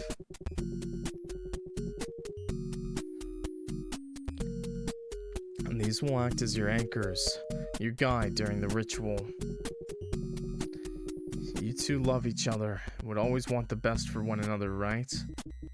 You swallow hard and nod, adjusting Abel's photo. The smiling photo of Abel feels almost out of place in this eerie setting. Will you trust Crowley's instructions? Stand in front of the circle and hold on to your pendant. Close your eyes, focus on the connection you have to this place and to the person in the photo. Pour your intent into it. Protection, safety, anything positive. Say Gex. Now. You stand still and clutch the pendant tightly. Your heart races as you close your eyes and try to focus. Abel's image flashes in your mind. Good. Now repeat after me. Crowley begins to chant in a low voice. You don't understand the language, the words are unfamiliar, but you can mimic them as best as you can. Clutching his pearls. Keep going. You're doing fine. Gotta be down, because I want it all. You feel the tension in the air shift heavier. Continue chanting as your voice starts to tremble slightly. The candles flicker, their flames stretching towards the ceiling as if reacting to the power in chanted words. He's the Flying Dutchman! For a moment, you can't feel Crowley's presence anymore. Huh? Crowley? You want to open your eyes and look around, but you suddenly feel his presence again, now right behind you. His presence seems to grow stronger now, more imposing than earlier. Don't get in there! Leedle. That was a great joke, Ghost. Focus. You can't see it, but I can. Don't let it distract you. Squeeze the pendant tighter, your voice growing louder and more confident as you continue the chant. The more the room trembles slightly, and you can feel the spirit's anger, its frustration at being held at bay. Almost there, just a bit more. With one final burst of energy, you follow Crowley's lead and shout the last words of the chant. Everything is silent now. The oppressive presence that had been bearing down on you fades away, leaving behind a sense of calm. Open your eyes. You nod and follow Crowley's orders, opening your eyes slowly and meeting his gaze with a faint smile. It's done. The spirit won't bother you anymore. It was a poltergeist. A poltergeist? Just like that? You ask, letting go of the pendant and setting it aside. I mean, that's all you can do from your end. The rest, I'll handle it like usual. Well, if you got nothing else to say, why don't you take your leave? Being in an attic as dusty as it is shouldn't be nice for your lungs and nose. Well, what about you? It doesn't matter to me. I can't even feel the sunlight anymore. Now, go and rest up. It's too late. You humans need sleepy. You need sleepy. Sorry, I'm ad-libbing. You're quite the loner type, aren't you? You can see Crowley's eyes widen momentarily as you say so, but he quickly grins and shrugs again. No, he's shugging! A black cat is possessing me. That's why I'm acting like one. Meow. Meow. You chuckle softly at his words. Now I understand why black cats are always associated with the spooky things. It's because of you. He shrugs at you and smiles smugly. Decides to leave the attic. You wonder if it's really going to help. He did say he was on your side, but you still can't feel like you fully trust his words. Maybe you can see it next morning, in the following weeks from now on. Yeah, we just left all that shit on the floor. I don't give a fuck. We're gonna start a fire. You can no longer feel Crowley's presence. Because he's gonna hop inside of you. A few days later. Oh, okay, maybe not.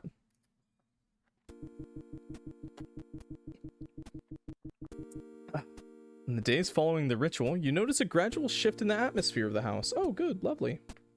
What do you mean, shift in the attitude? What does that mean? The odd occurrences that once plagued your daily life have become less frequent. 25! The unsettling feeling you had grown accustomed to has also faded away, now replaced by a sense of calm. It's as if the house is finally setting into a peaceful mood. You start to feel more at ease and reassured by Crowley's promise and the noticeable lack of disturbances. No more disappearing items, misplaced things, weird noises, hovering shadows, weird dreams, nothing. Seems that befriending Crowley and following his instructions led to a good outcome. You smile to yourself, feeling glad that you made a right decision. Yes, the first one in my life! You never mentioned Crowley nor the ritual to Abel. You always consider telling him over the phone, but then think better of it. You don't want to worry him or complicate things without unnecessarily. Moreover, he told you himself that he doesn't believe in ghosts. You don't want him to think that you've gone crazy. Everything is fine now, so that's all that matters. Ghost boyfriend, ghost boyfriend, ghost boyfriend. You set your dishes in the sink and see Crowley there as you turn around. Told you it would work. You huff and smile, nodding at the smug way he said it. Looks like your little ritual worked wonders. The place feels normal again. Well, I told you it would. I'm glad to see you so at ease. You've grown to enjoy Crowley's presence ever since. Lately, you start to enjoy his occasional presence. He doesn't intrude, but often appears with a casual demeanor, as if he's just hanging out. Ha ha ha ha ha, get it? Get it, chat? I already made that joke too, but ha ha ha. Maybe you're even getting used to him just floating, gliding around as he moves. That's so much worse considering the noose. It's not as creepy as you first thought. As you chop down the vegetables in your hand, you glance over at Crowley, who has now moved to stand a little further away from the counter. He's watching you cook with a curious expression. I thought you're going to have another frozen food. Good to see you eating something healthy. You hear Crowley's voice behind you and you look around to spot him. A ghost doesn't get to comment on my food choices. Always saying that you're a ghost thing. Can't come up with a better comeback. I studied to become a doctor back then. Oh, You pause for a moment and look at him. No wonder he did himself in. Oh, that's interesting. It's kind of like the doctor's, like, ear inspector thing or whatever. Like, around his neck. Is it a stethoscope? Is that what it's called? Those, like, things? You see Crowley shifting his position, now leaning his elbow on the counter. Yeah, I'll take that as a compliment. I know what I'm talking about, so it won't just be the generic eat healthy stuff. Can't help but laugh at his comment. It's not that hard, okay? Generic eat healthy stuff. Well, what else? What's not generic? Just eat vegetables and fruit, man.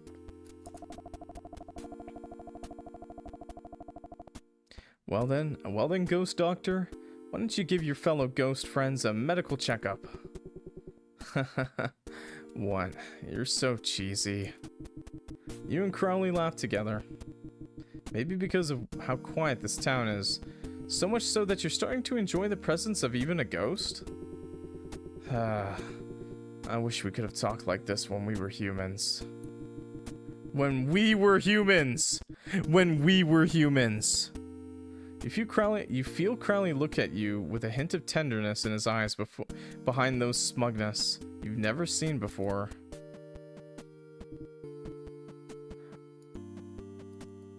The ritual killed us for sure, chat. We're a goddamn ghost. Ask him if he wants to be human again. Tell him a joke. Ask him what did he mean by that. Should I go to that one right away, chat? Should I go to that one right away and just get the creepy ending, or should I be like nice? Oh no, dude. Oh no. Yeah, I'll listen to Octo. True. Ask him, what did you mean by that? What do you mean? For a split second, Crowley's expression changes like he hadn't expected you to question him. Oh. No. Oh, it means exactly that. I just miss some things I used to do back when I was human, that's all. Like what? You see Crowley hesitates, his gaze shifting away for a moment. You know, the little things. Eating, sleeping, just feeling alive, I guess. I never get the chance to actually ever grasp what I wanted back when I was alive. I like to think I almost had it, but it slipped right through my grasp. No. Someone got in the way of it and took everything away from me. Everything. He looks back at you, dead in the eyes. Felt like a strange feeling, being trapped between worlds. I remember bits and pieces of what it was like to be alive, but I can't go back. I used to dwell on it, I guess. But recently, I don't think it's the case. I see it as a chance of life again, just with more pros and cons. He looks around the room with a distant gaze. I've come to accept my place here. There are other things that matter more now. Besides, I've found a different kind of purpose here. That's certainly something, But not gonna lie, the way you worded it was like we knew each other back when you were still alive. No. The way he worded it sounded like I was dead too. This might be a translation error though, okay? Oh no, it's just, yeah, back then. I meant that as in, I missed out on a lot of things back when I was human. That's all. I studied way too much and tried to meet unrealistic expectations I've set for myself. Look where that got me. Oof. He shrugs dismissively, his smug smile seeming out of place amidst the heaviness of his words. Nah, no need to get emotional. I'm not feeling it anymore. Besides, being dead, being a ghost is good in its own way. You nod and let out a quiet chuckle, shaking your head at his mischievousness. Well, enough ghost talk. I want to eat my meal now. Want me to read a story over it? No, thank you. You laugh as you pick up the plate and carry it over to the living room, while Crowley follows you behind. Aww. Dining together with him has become a frequent thing. Crowley's presence is once unsettling, but now has become oddly comforting now in the quietness of your new home. Even if you're still not entirely sure of his intentions. He may have a sharp tongue, but there's a certain kindness about him. Oh, it's still going.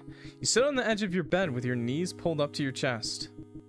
Your phone feels heavy in your hand as you mindlessly scroll through short videos, not really paying attention to any of them. You can feel Crowley's presence in the room, even if you can't see his figure. Why are you staring at me, bro? You just know he's always nearby, gazing at you.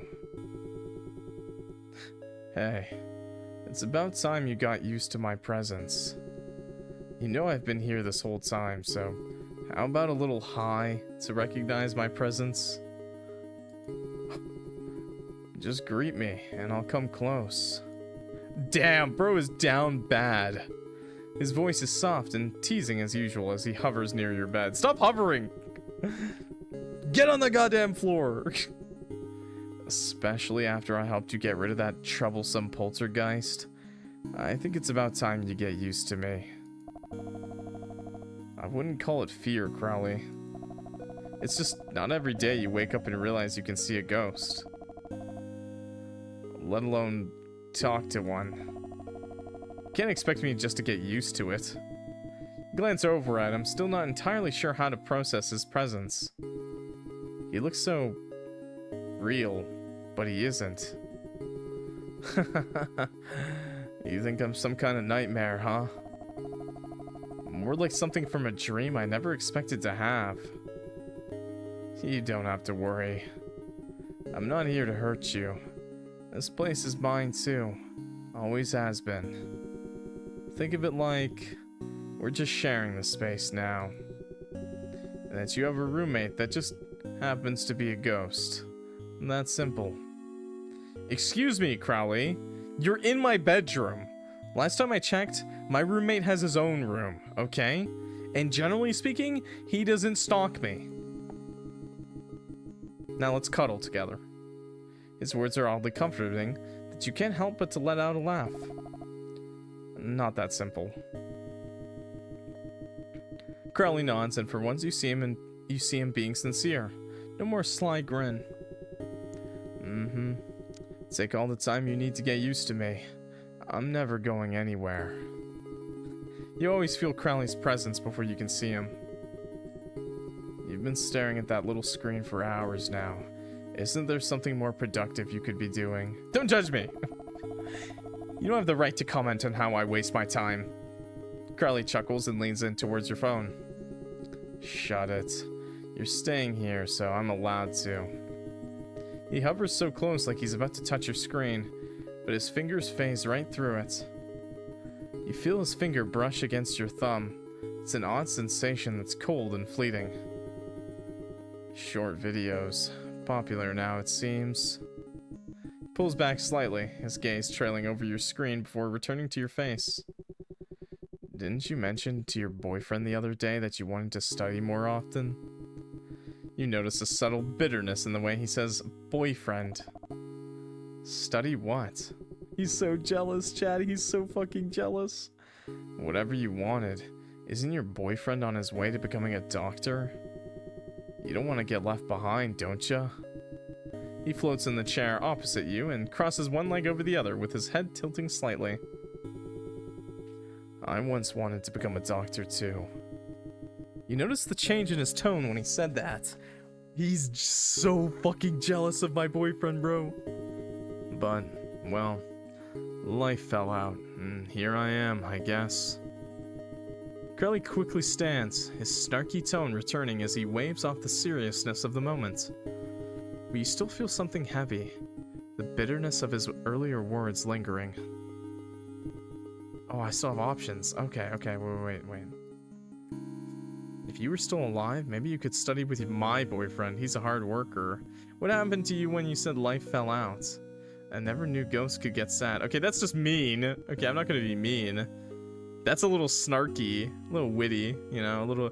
Maybe you could study with my boyfriend. And what happened to you when you said life fell... I feel like that's the answer we should go with, right? To ask him what happened. Because I'm pretty curious on what happened, man. I think I already know. But yeah. Crowley shrugs, nonchalant as usual. Problems, money, school. My dad wasn't exactly the nicest guy. Kind of fucked my life over. Very relatable. You notice how his voice turns quieter for a moment, like he's gritting his teeth. I could forgive my dad, so to say. Yeah. Because my last straw was another problem. I mean, not really their fault I ended up this way, but I still don't like what they did to me.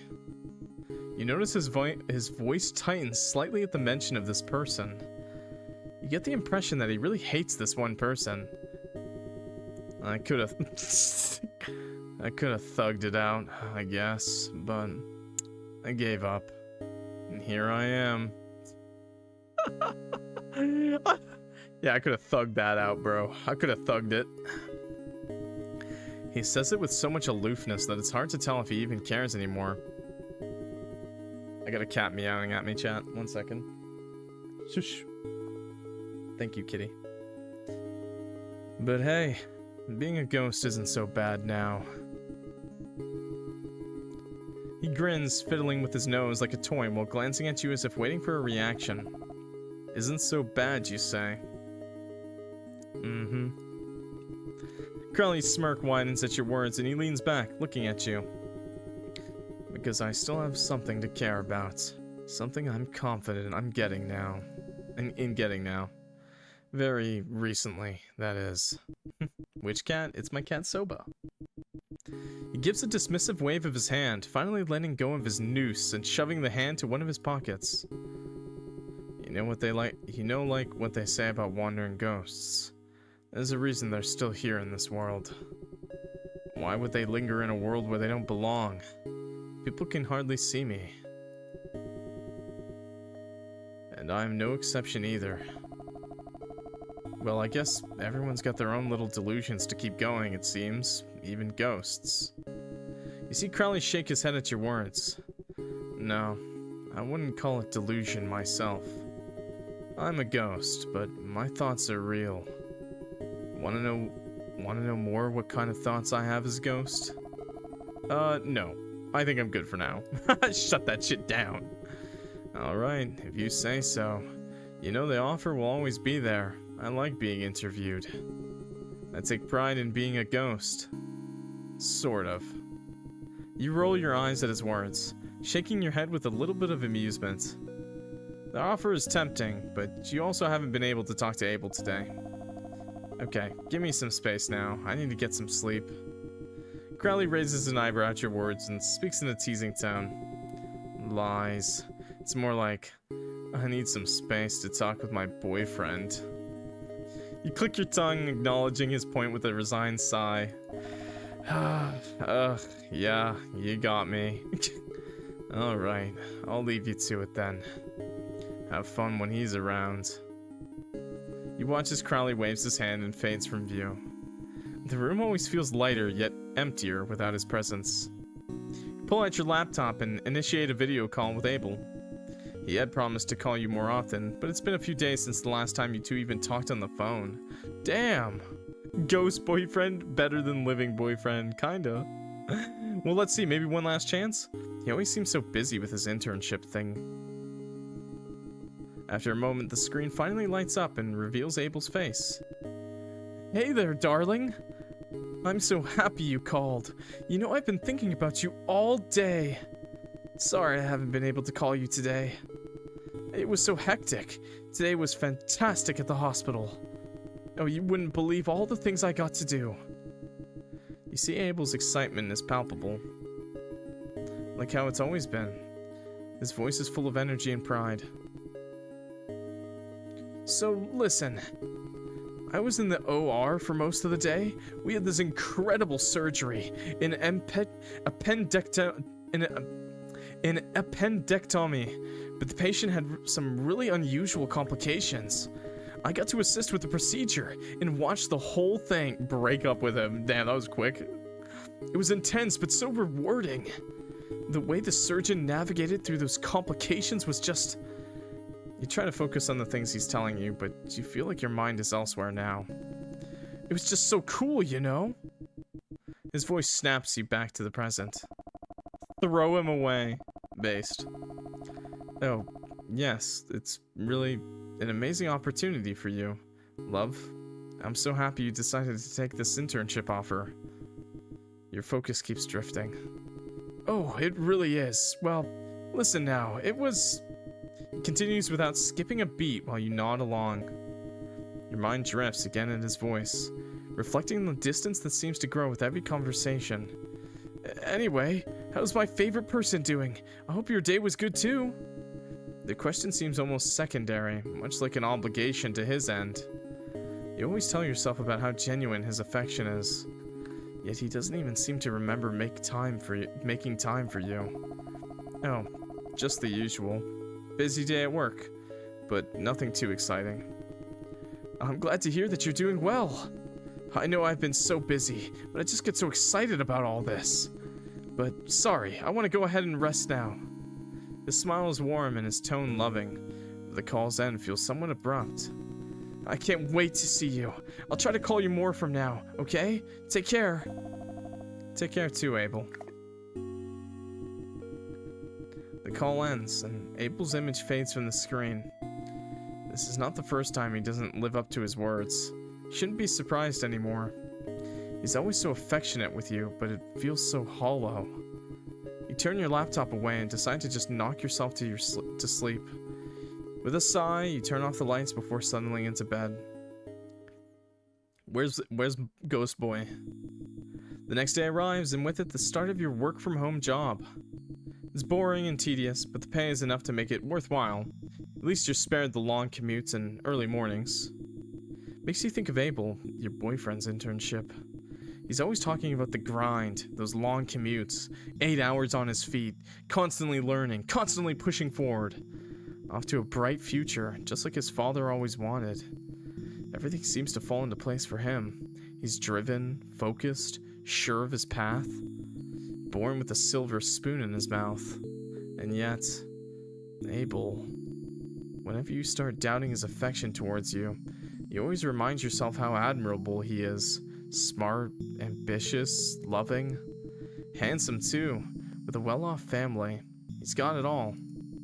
Don't post the M, Preg! Couldn't ask for a better partner. And yet, being around him only seems to pull you down. You feel like a spectator in his life, with how wrapped up in his own world he seems to be. You sigh, staring at your screen, but the numbers and words blur. You're not focusing at all. Hey. When you look up, he's already there, watching you with that same expression. He's leaning casually against the wall like he's been there the whole time. Crowley's here again. But weirdly enough, you didn't even feel his presence this time. You don't want him to be here, not at this moment. Worst timing ever. Crowley, I didn't hear you come in. Of course you wouldn't. You were lost in thought. And I am a ghost. I don't need doors. Bye, Len. He hovers a little closer to you. Thinking about your boyfriend again, huh? You blink, taken aback by how easily he reads you. I heard last night's conversation you had with your boyfriend. Abel, right? An aspiring doctor, your boyfriend. He's not giving you a chance to finish your words. He's the whole package. Smart, handsome, wealthy. People like to say that about guys like him, don't they? You don't respond, but the discomfort grows. Deep down, you do know that's not the case. What do you mean? Oh, you know it better than anyone else. You know exactly what I meant. Crowley leans in slightly towards you with a bitter smirk. For someone who has it all, can't even meet your most basic needs. Yeah, he's a bad fucking boyfriend. Despite his sarcasm, you find it hard to argue. But hey, he's busy, right? Always too busy for you. Because he always has time for his friends, his job, his future, but none when it comes to your needs. You're just there to entertain him when he's got no one else to be with. You were never his priority. It's all just pretty words to distract you from his lack of genuine effort. Crowley keeps going on, tilting his head to the side as he studies the changes in your expression, with a disdainful grin on his face. You're not sure if it's directed at you or at Abel. You ever wonder if Abel really respects you, or are you just another check on his list of things to make him look perfect? Maybe it's time you stop pretending he's the whole package, huh? I don't think he's a narcissist. Although the other guy's definitely a narcissist.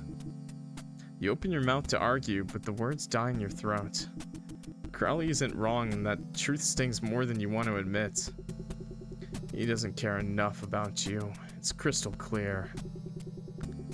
Believe his actions, not his words. Trophy boy whore. Why am I a whore? Because I'm flirting with a ghost? There's something unnerving about how accurate Crowley is. Like he's been observing the cracks in your relationship this whole time. I'm not a whore. You're wrong. He tries. He's just busy. Yeah, too busy. Busy enough to make you doubt if you still mean anything to him at all. It is the damned bottom of the barrel. You flinch at the venom laced in his words. Man, what a wimp. These are the things you've always felt but never dared say out loud, and here Crowley is laying it all bare. I don't pay you to talk. You don't pay me at all, you son of a bitch. Get over here. I'm gonna beat you up. I'm gonna beat your ass, Daniel. I'm gonna kick your ass. Come over here. Come on. Fight me like a real man. Oh wait, you're not a man. You're a cat. Never mind.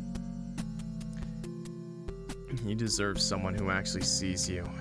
You're not some kind of trophy in this perfect little life. Meow, that's a good cat. That's all you should say, Daniel.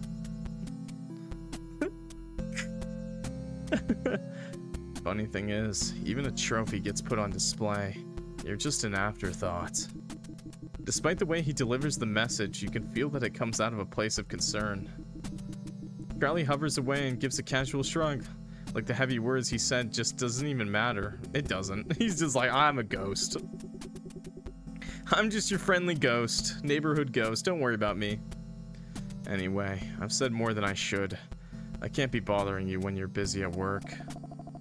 Then why did you say all of that? Your heavy energy is really impacting my mood.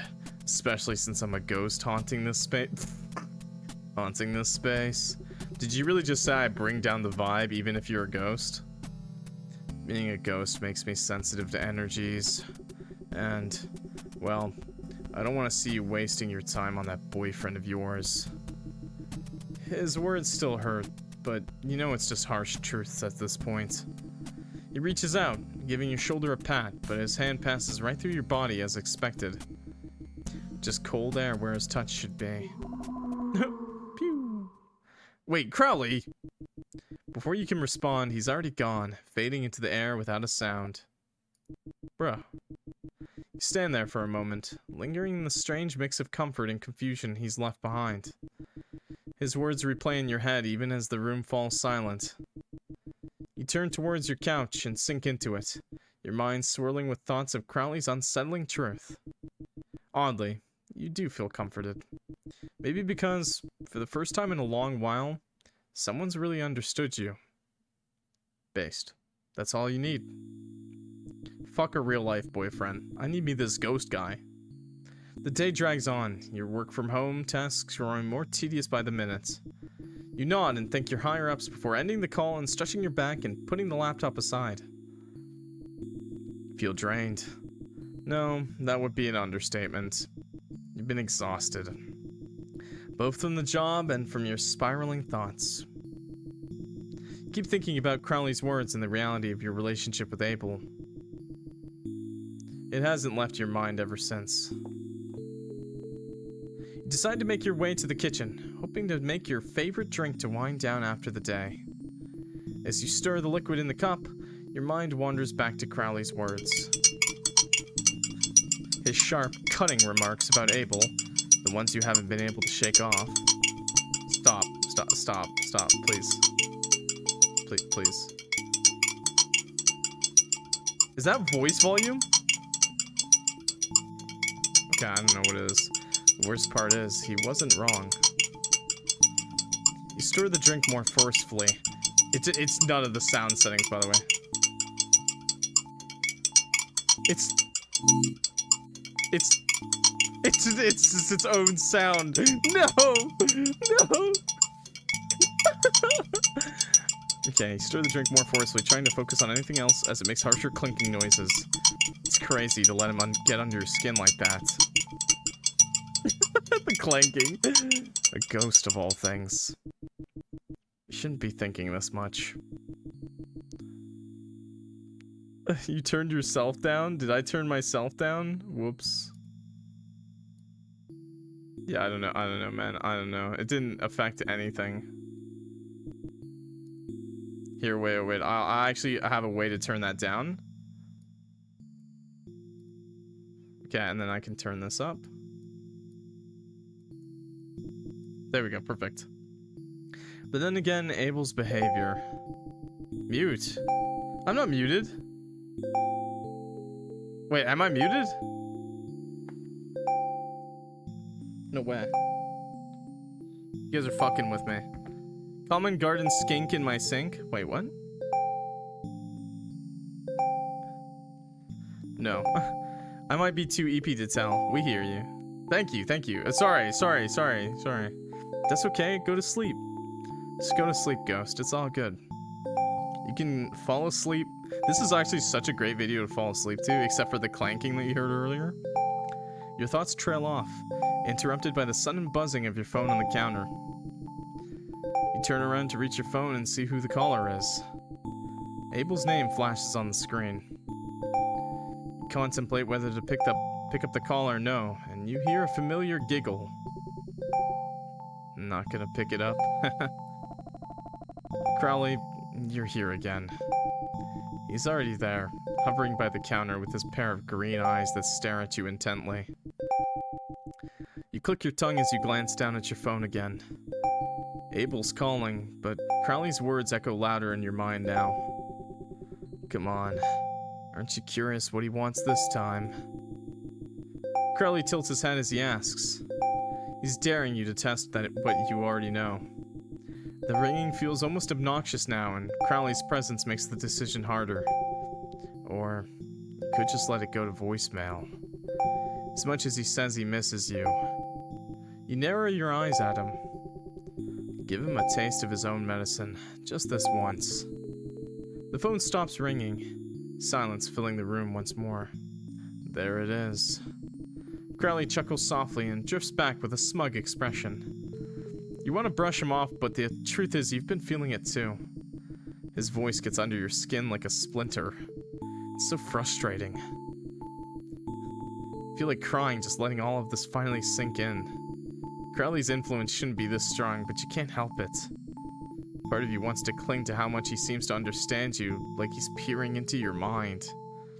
You know, it's not crazy to want more. To want someone who actually cares about you. I mean, that's what a boyfriend should be doing in the first place. You glare at him, but you barely have the energy to argue, because you know he's just speaking the truth of your feelings. Don't torture yourself for much longer. You're still alive. Come on. Even the dead know to make better decisions than you. Compared to last time, you feel like Crowley's words feel less like mockery and more like concern. He did read the journals. Yeah, he read our diary. No! Your phone buzzes again. This time, a text from Abel asking why you didn't pick up. Oh, look at that. I guess it's actually important to him now. Or did ignoring his call just bruise his ego? Oh, this is good. Okay, I have to actually come back for this one. Okay, pick up the phone and answer the text. Leave the phone and confront Crowley. Put the phone on silent and sit with Crowley. Ooh, I feel like there's only a couple. It said there was only 3 endings. I want to sit with him because I feel like that'll just be the. Oh, what is this? Yeah, there's only 3 endings, so I don't think this one will matter what we pick. But I want to be nice to him and just sit with him because this is the good one. Yeah, I want to just sit with him, be nice. Put the phone on silent, sit with him. Turn the phone on silent, setting it aside, and take a seat at the table.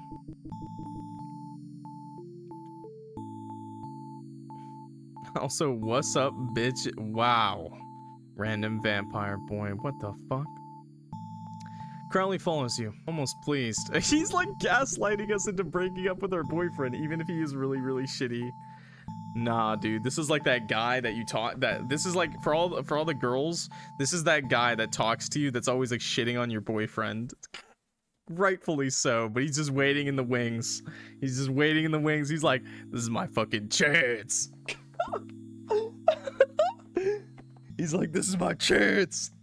He's like waiting. Guess you're not in the mood for empty conversations tonight, huh? He hovers near you, his presence almost comforting in a strange way. It's unsettling how much easier it feels to sit with a ghost than to deal with your boyfriend.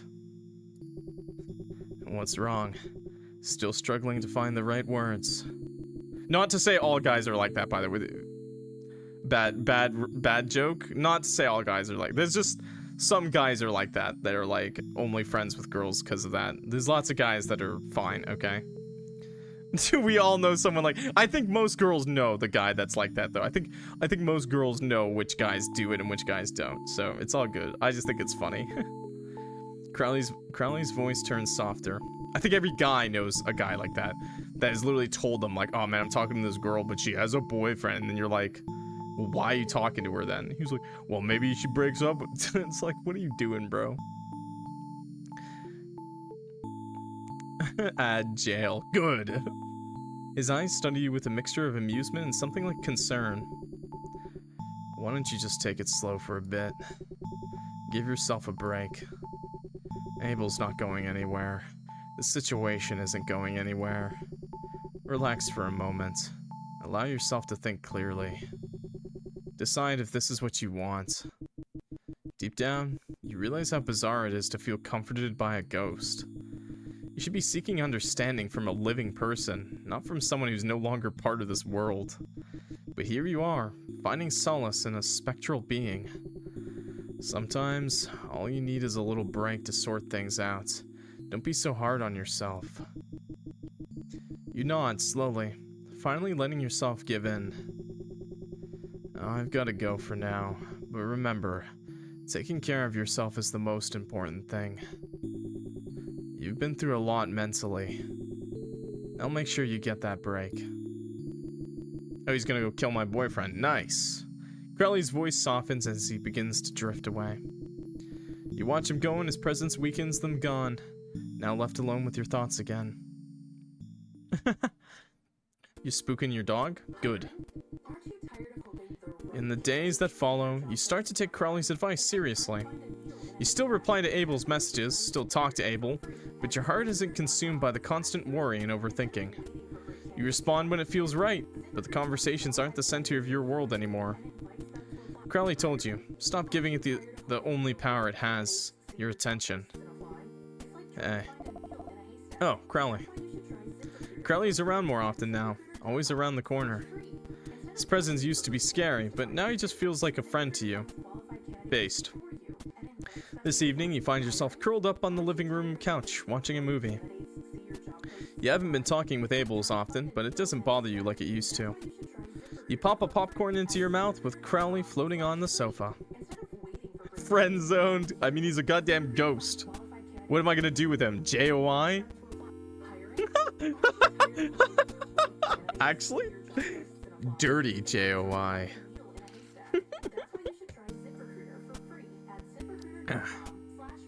This is the kind of show you like? What, judging me again? No, I like it too. I wonder how many people know what JOI means. That's fine. For the briefest moment, you catch a faint blush on his cheeks, but you brush it off as a trick of the dim lighting. JOI.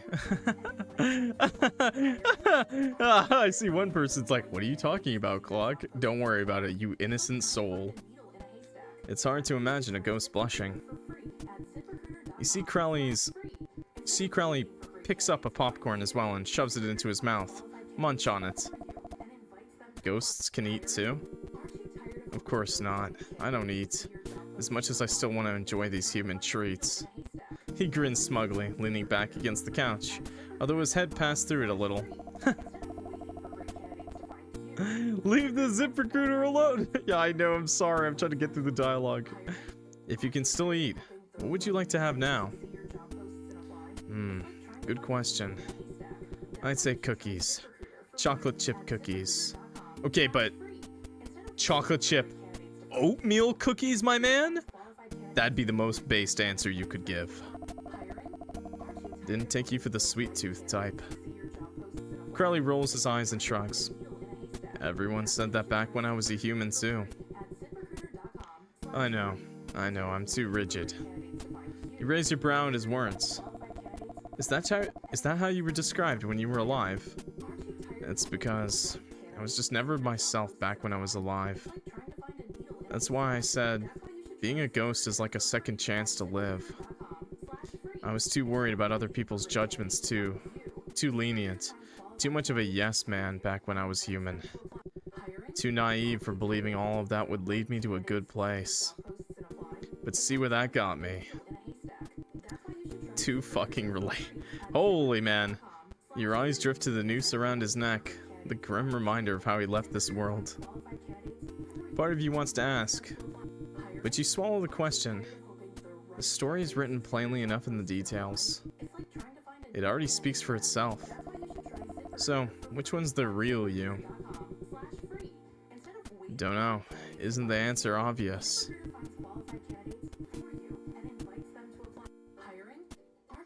Crowley smirks and reaches his hand out towards you, but you avoid him. It's weird when you try to touch me. Your hand just kind of goes through everything. It feels eerie.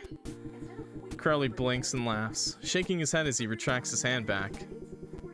Hey, you're always such a riot.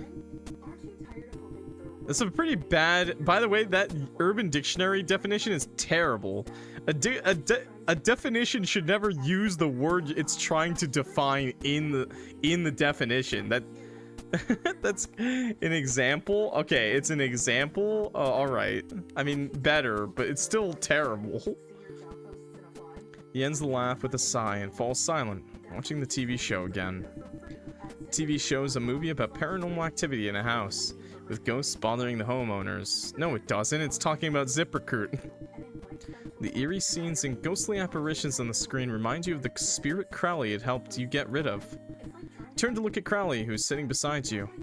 He's still silent, watching the movie with an unreadable expression. Hey, Crowley. I've been wondering, what do ghosts really do? I mean, in movies like this, they can do some pretty crazy stuff. Can you? Crowley glances at you for a moment, then turns back to the screen. I've never heard that word before, J-O-I? You don't need to know. You didn't look it up, did you? No, you don't need to know. It's definitely what Crowley's gonna have to do for you, though. Depends on the ghost. Not all of us can do the stuff you see in movies. Me, though, I can do some things, but it's mostly just floating around, watching things. You know, the usual ghost stuff. How about you, ghost? What's your powers? Puking on people? Usual ghost stuff, you say? Yeah, don't believe in those silly horror movies. Ghosts like me don't have any crazy abilities like how they portray us to be. Okay, I see.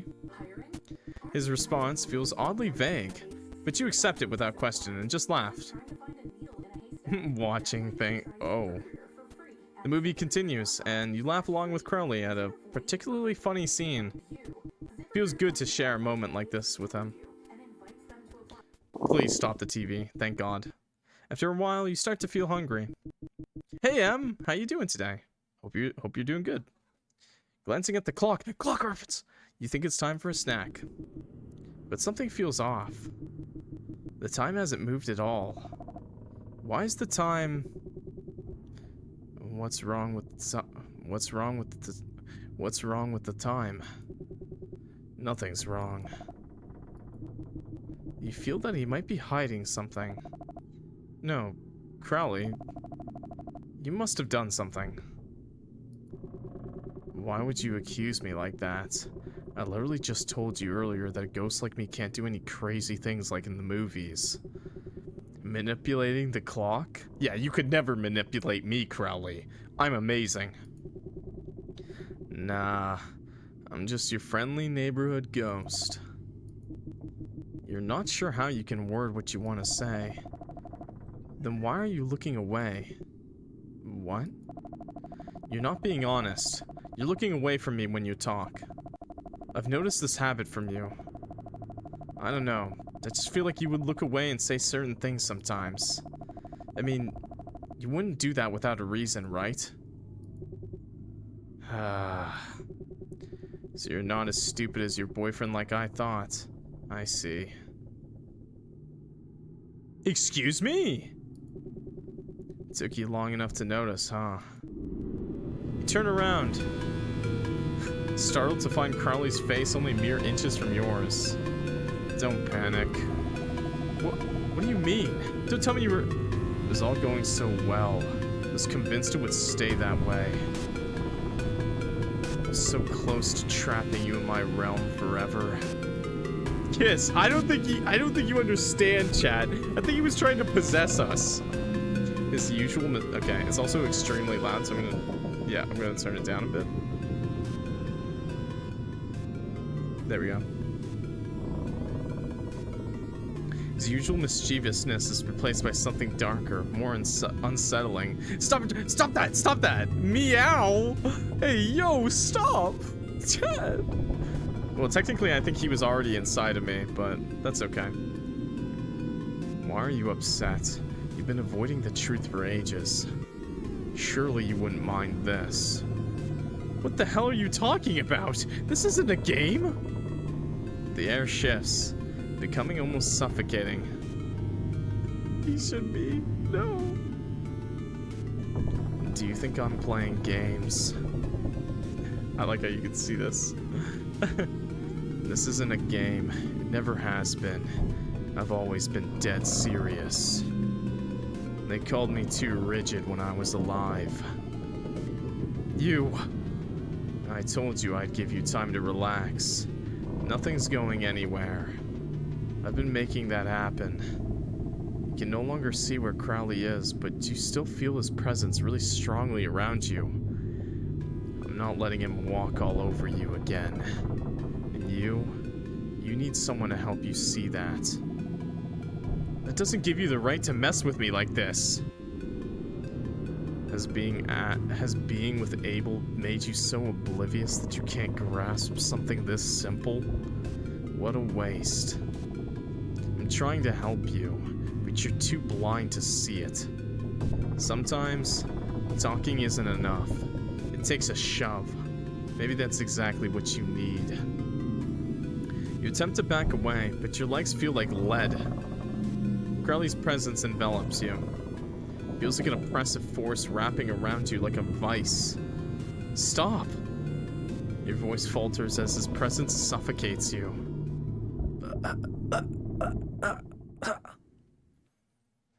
Shove me into a bed. What is wrong with you, Chad? You're so down bad.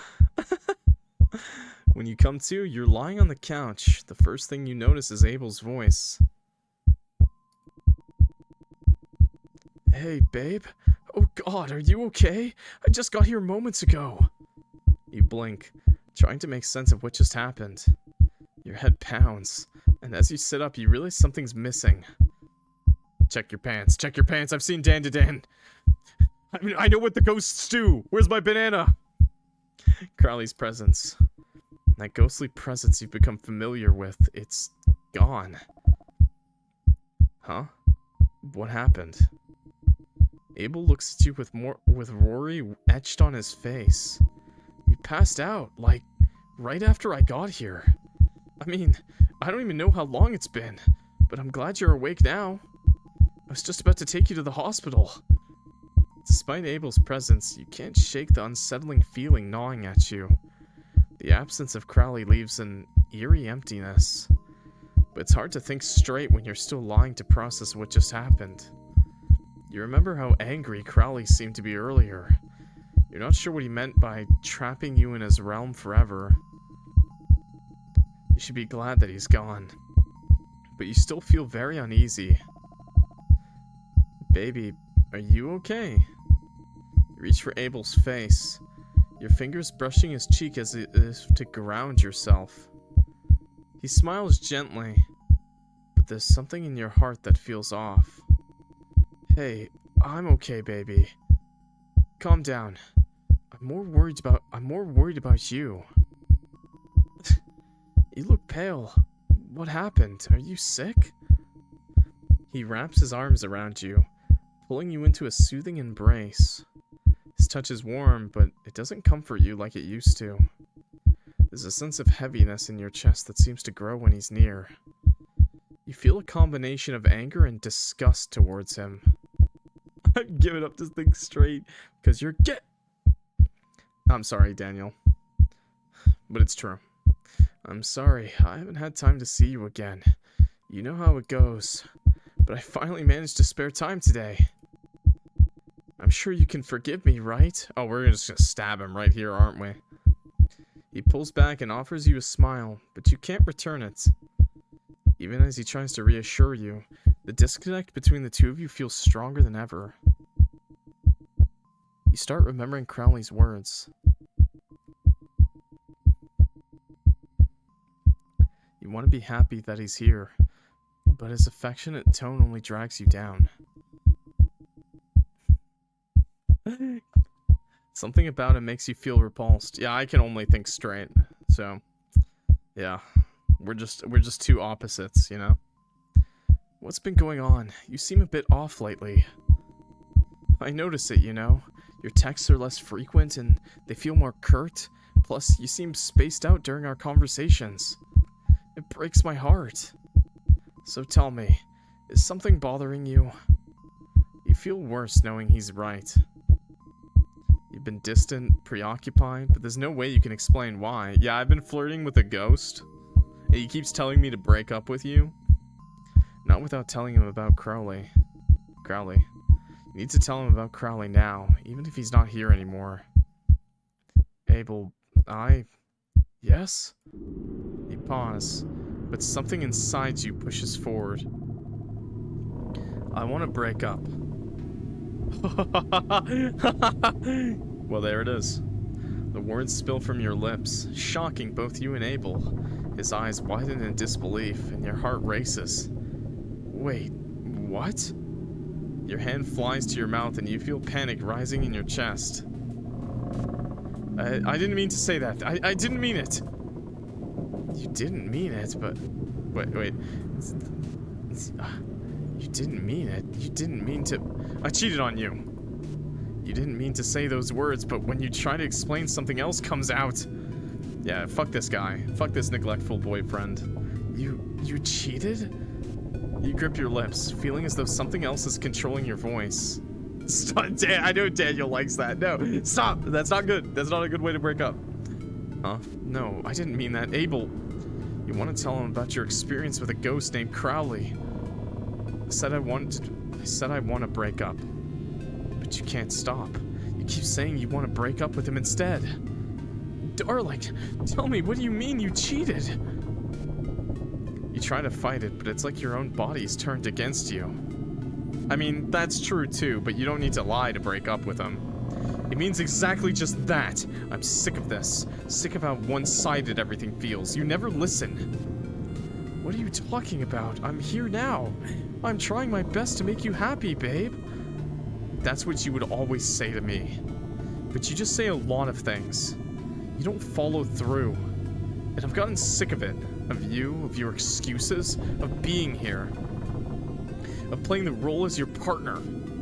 That's why I cheated on you. Just stop. See how it's green, by the way? What are you talking about? Who? Crowley. I cheated with Crowley. We did JOI all night long. Crowley? What? Crowley Lenore. You know him, don't you? You're screaming inside. You feel your thoughts racing in pure panic. I fucking knew it the whole time that it totally connected the two of them. You don't understand why you can't stop talking. Let me guess. Crowley was his ex-boyfriend. No, maybe not, but definitely someone else. It was pretty obvious he knew him, though, with him being a doctor and all that. And saying someone screwed him over. You, where is he? Isn't he? Doesn't matter. You're too reckless to guarantee he's dead and buried. Crowley's leagues ahead of you. You're way too self-centered to be cautious, especially with all the safety nets you have, aren't you? Abel's face goes pale. He steps closer and extends his hand in a weak attempt to soothe you. Baby, you're not making sense right now. Please, calm down. You see an edge of panic lurking beneath the surface of gentleness. Crowley couldn't just sit by after you ruined his life. He couldn't let you win. Crowley, what are you talking about? I didn't kill him. I don't even know someone named Crowley. You're just saying things, babe. Are you crazy? I never killed anyone. I'm not capable of that. Please. All I've been doing is just study, babe. You don't know who to believe. Crowley's influence makes you want to take his side and echo his words to Abel. But then there's Abel's face with this desperate look as he responds to the accusations. You can't figure out what's real anymore. Come on, babe. You're saying weird things. Are you having an episode again? Let's talk, okay? Let's figure this out. Just calm down. An episode again? What is this twist? Excuse me? Abel reaches out to you again and tries to pull you into a hug, but you slap his hand away. Keep your hands off me, murderer. What? No, a cowardly murderer who's too afraid to get his own hands dirty. Yes, I'm talking about you, Abel. Your lips are your weapon. Your wealth is a shield.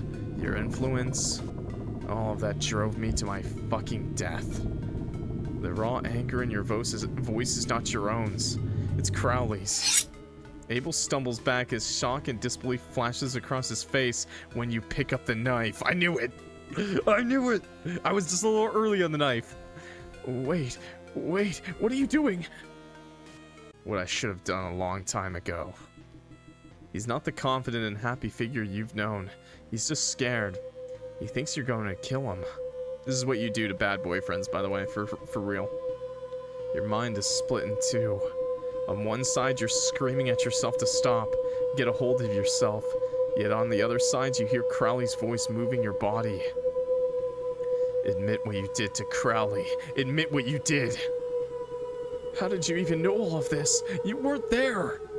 About Crowley? Yeah. He would have had a good life. If only you hadn't done what you did, none of this would have happened. You stole everything from Crowley. His scores, his chance, his future. That internship was never yours, Abel. My career, my life, it was all lined up, and you took it because you couldn't handle seeing me succeed. No, I didn't. It wasn't like that, I swear. You don't know what you're saying. Please, stop this. Please, baby, this isn't you. Whatever this is, we can fix it. We can talk. Just put the knife down. This isn't you. It really isn't me. He's pathetic, isn't he? Always running his mouth. It's fucking sickening and lazy. Abel's words are drowned out by that chilling voice whispering inside you. Crowley, stop this. I don't want to do this. I don't want to hurt him. Oh, darling. Not you, too. I could never have anything when I was alive. Ever. Don't stop me. This wimp right here ruined it all for me. I worked so hard. So fucking hard. He ran over me and took everything. Your feet move closer and Abel crawls back at the same time. Please, don't do this. I'm sorry for whatever it is. Just tell me what's going on. But the grip tightens on the knife. His words don't reach you anymore. All that fills your mind is the overwhelming need to silence him. Still wouldn't admit it even though you're going to die, huh? Crowley's overwhelming need in your body to kill Abel. Oh yeah, I'm hard. I mean, what? He deserves this. He's always taken everything from you too. Your time, your life, your love. It's time you took something back. Or similar in a way. You stop just right in front of Abel.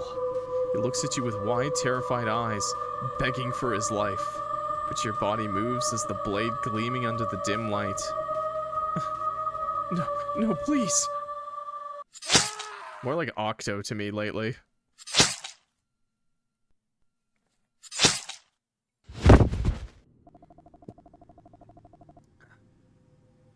What have I done? This isn't happening. Slurp, what the fuck?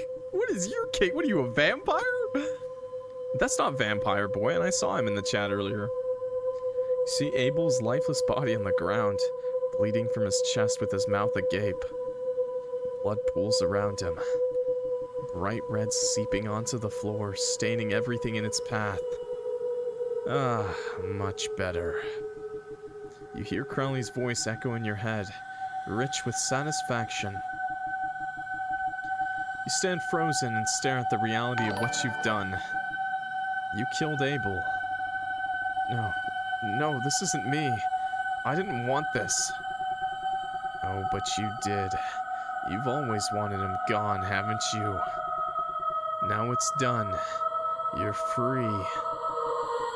You feel your chest heaves and tears and tears well up in your eyes, but Crowley's laughter fills your mind. I killed him. I killed him. I did, silly. I did. Don't take the credit away from me. I've always wanted my revenge. The blood isn't on you. It's on me. Abel's terrified eyes is burned into your mind. The sight of him. You know it will never go away. Oh, turning his precious darling against him right in front of his face. Priceless. Honestly, I couldn't have planned better if I had tried. Sure, I'm dead, but I've still got everything I wanted. So who's really winning here?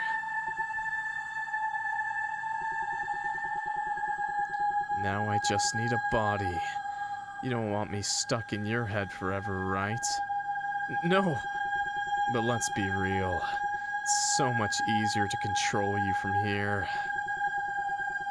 Even if death comes knocking one day, you'll just become a ghost and stay with me forever.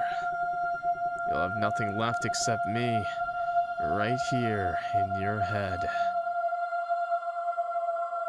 Ending 2 of 3. Forever with you. Being dead is a blessing after all. Sure, I don't mind. Smiley face. Wow. What a cute game. What a good ending. Happy ending. We sure ended off on the happy ending, chat.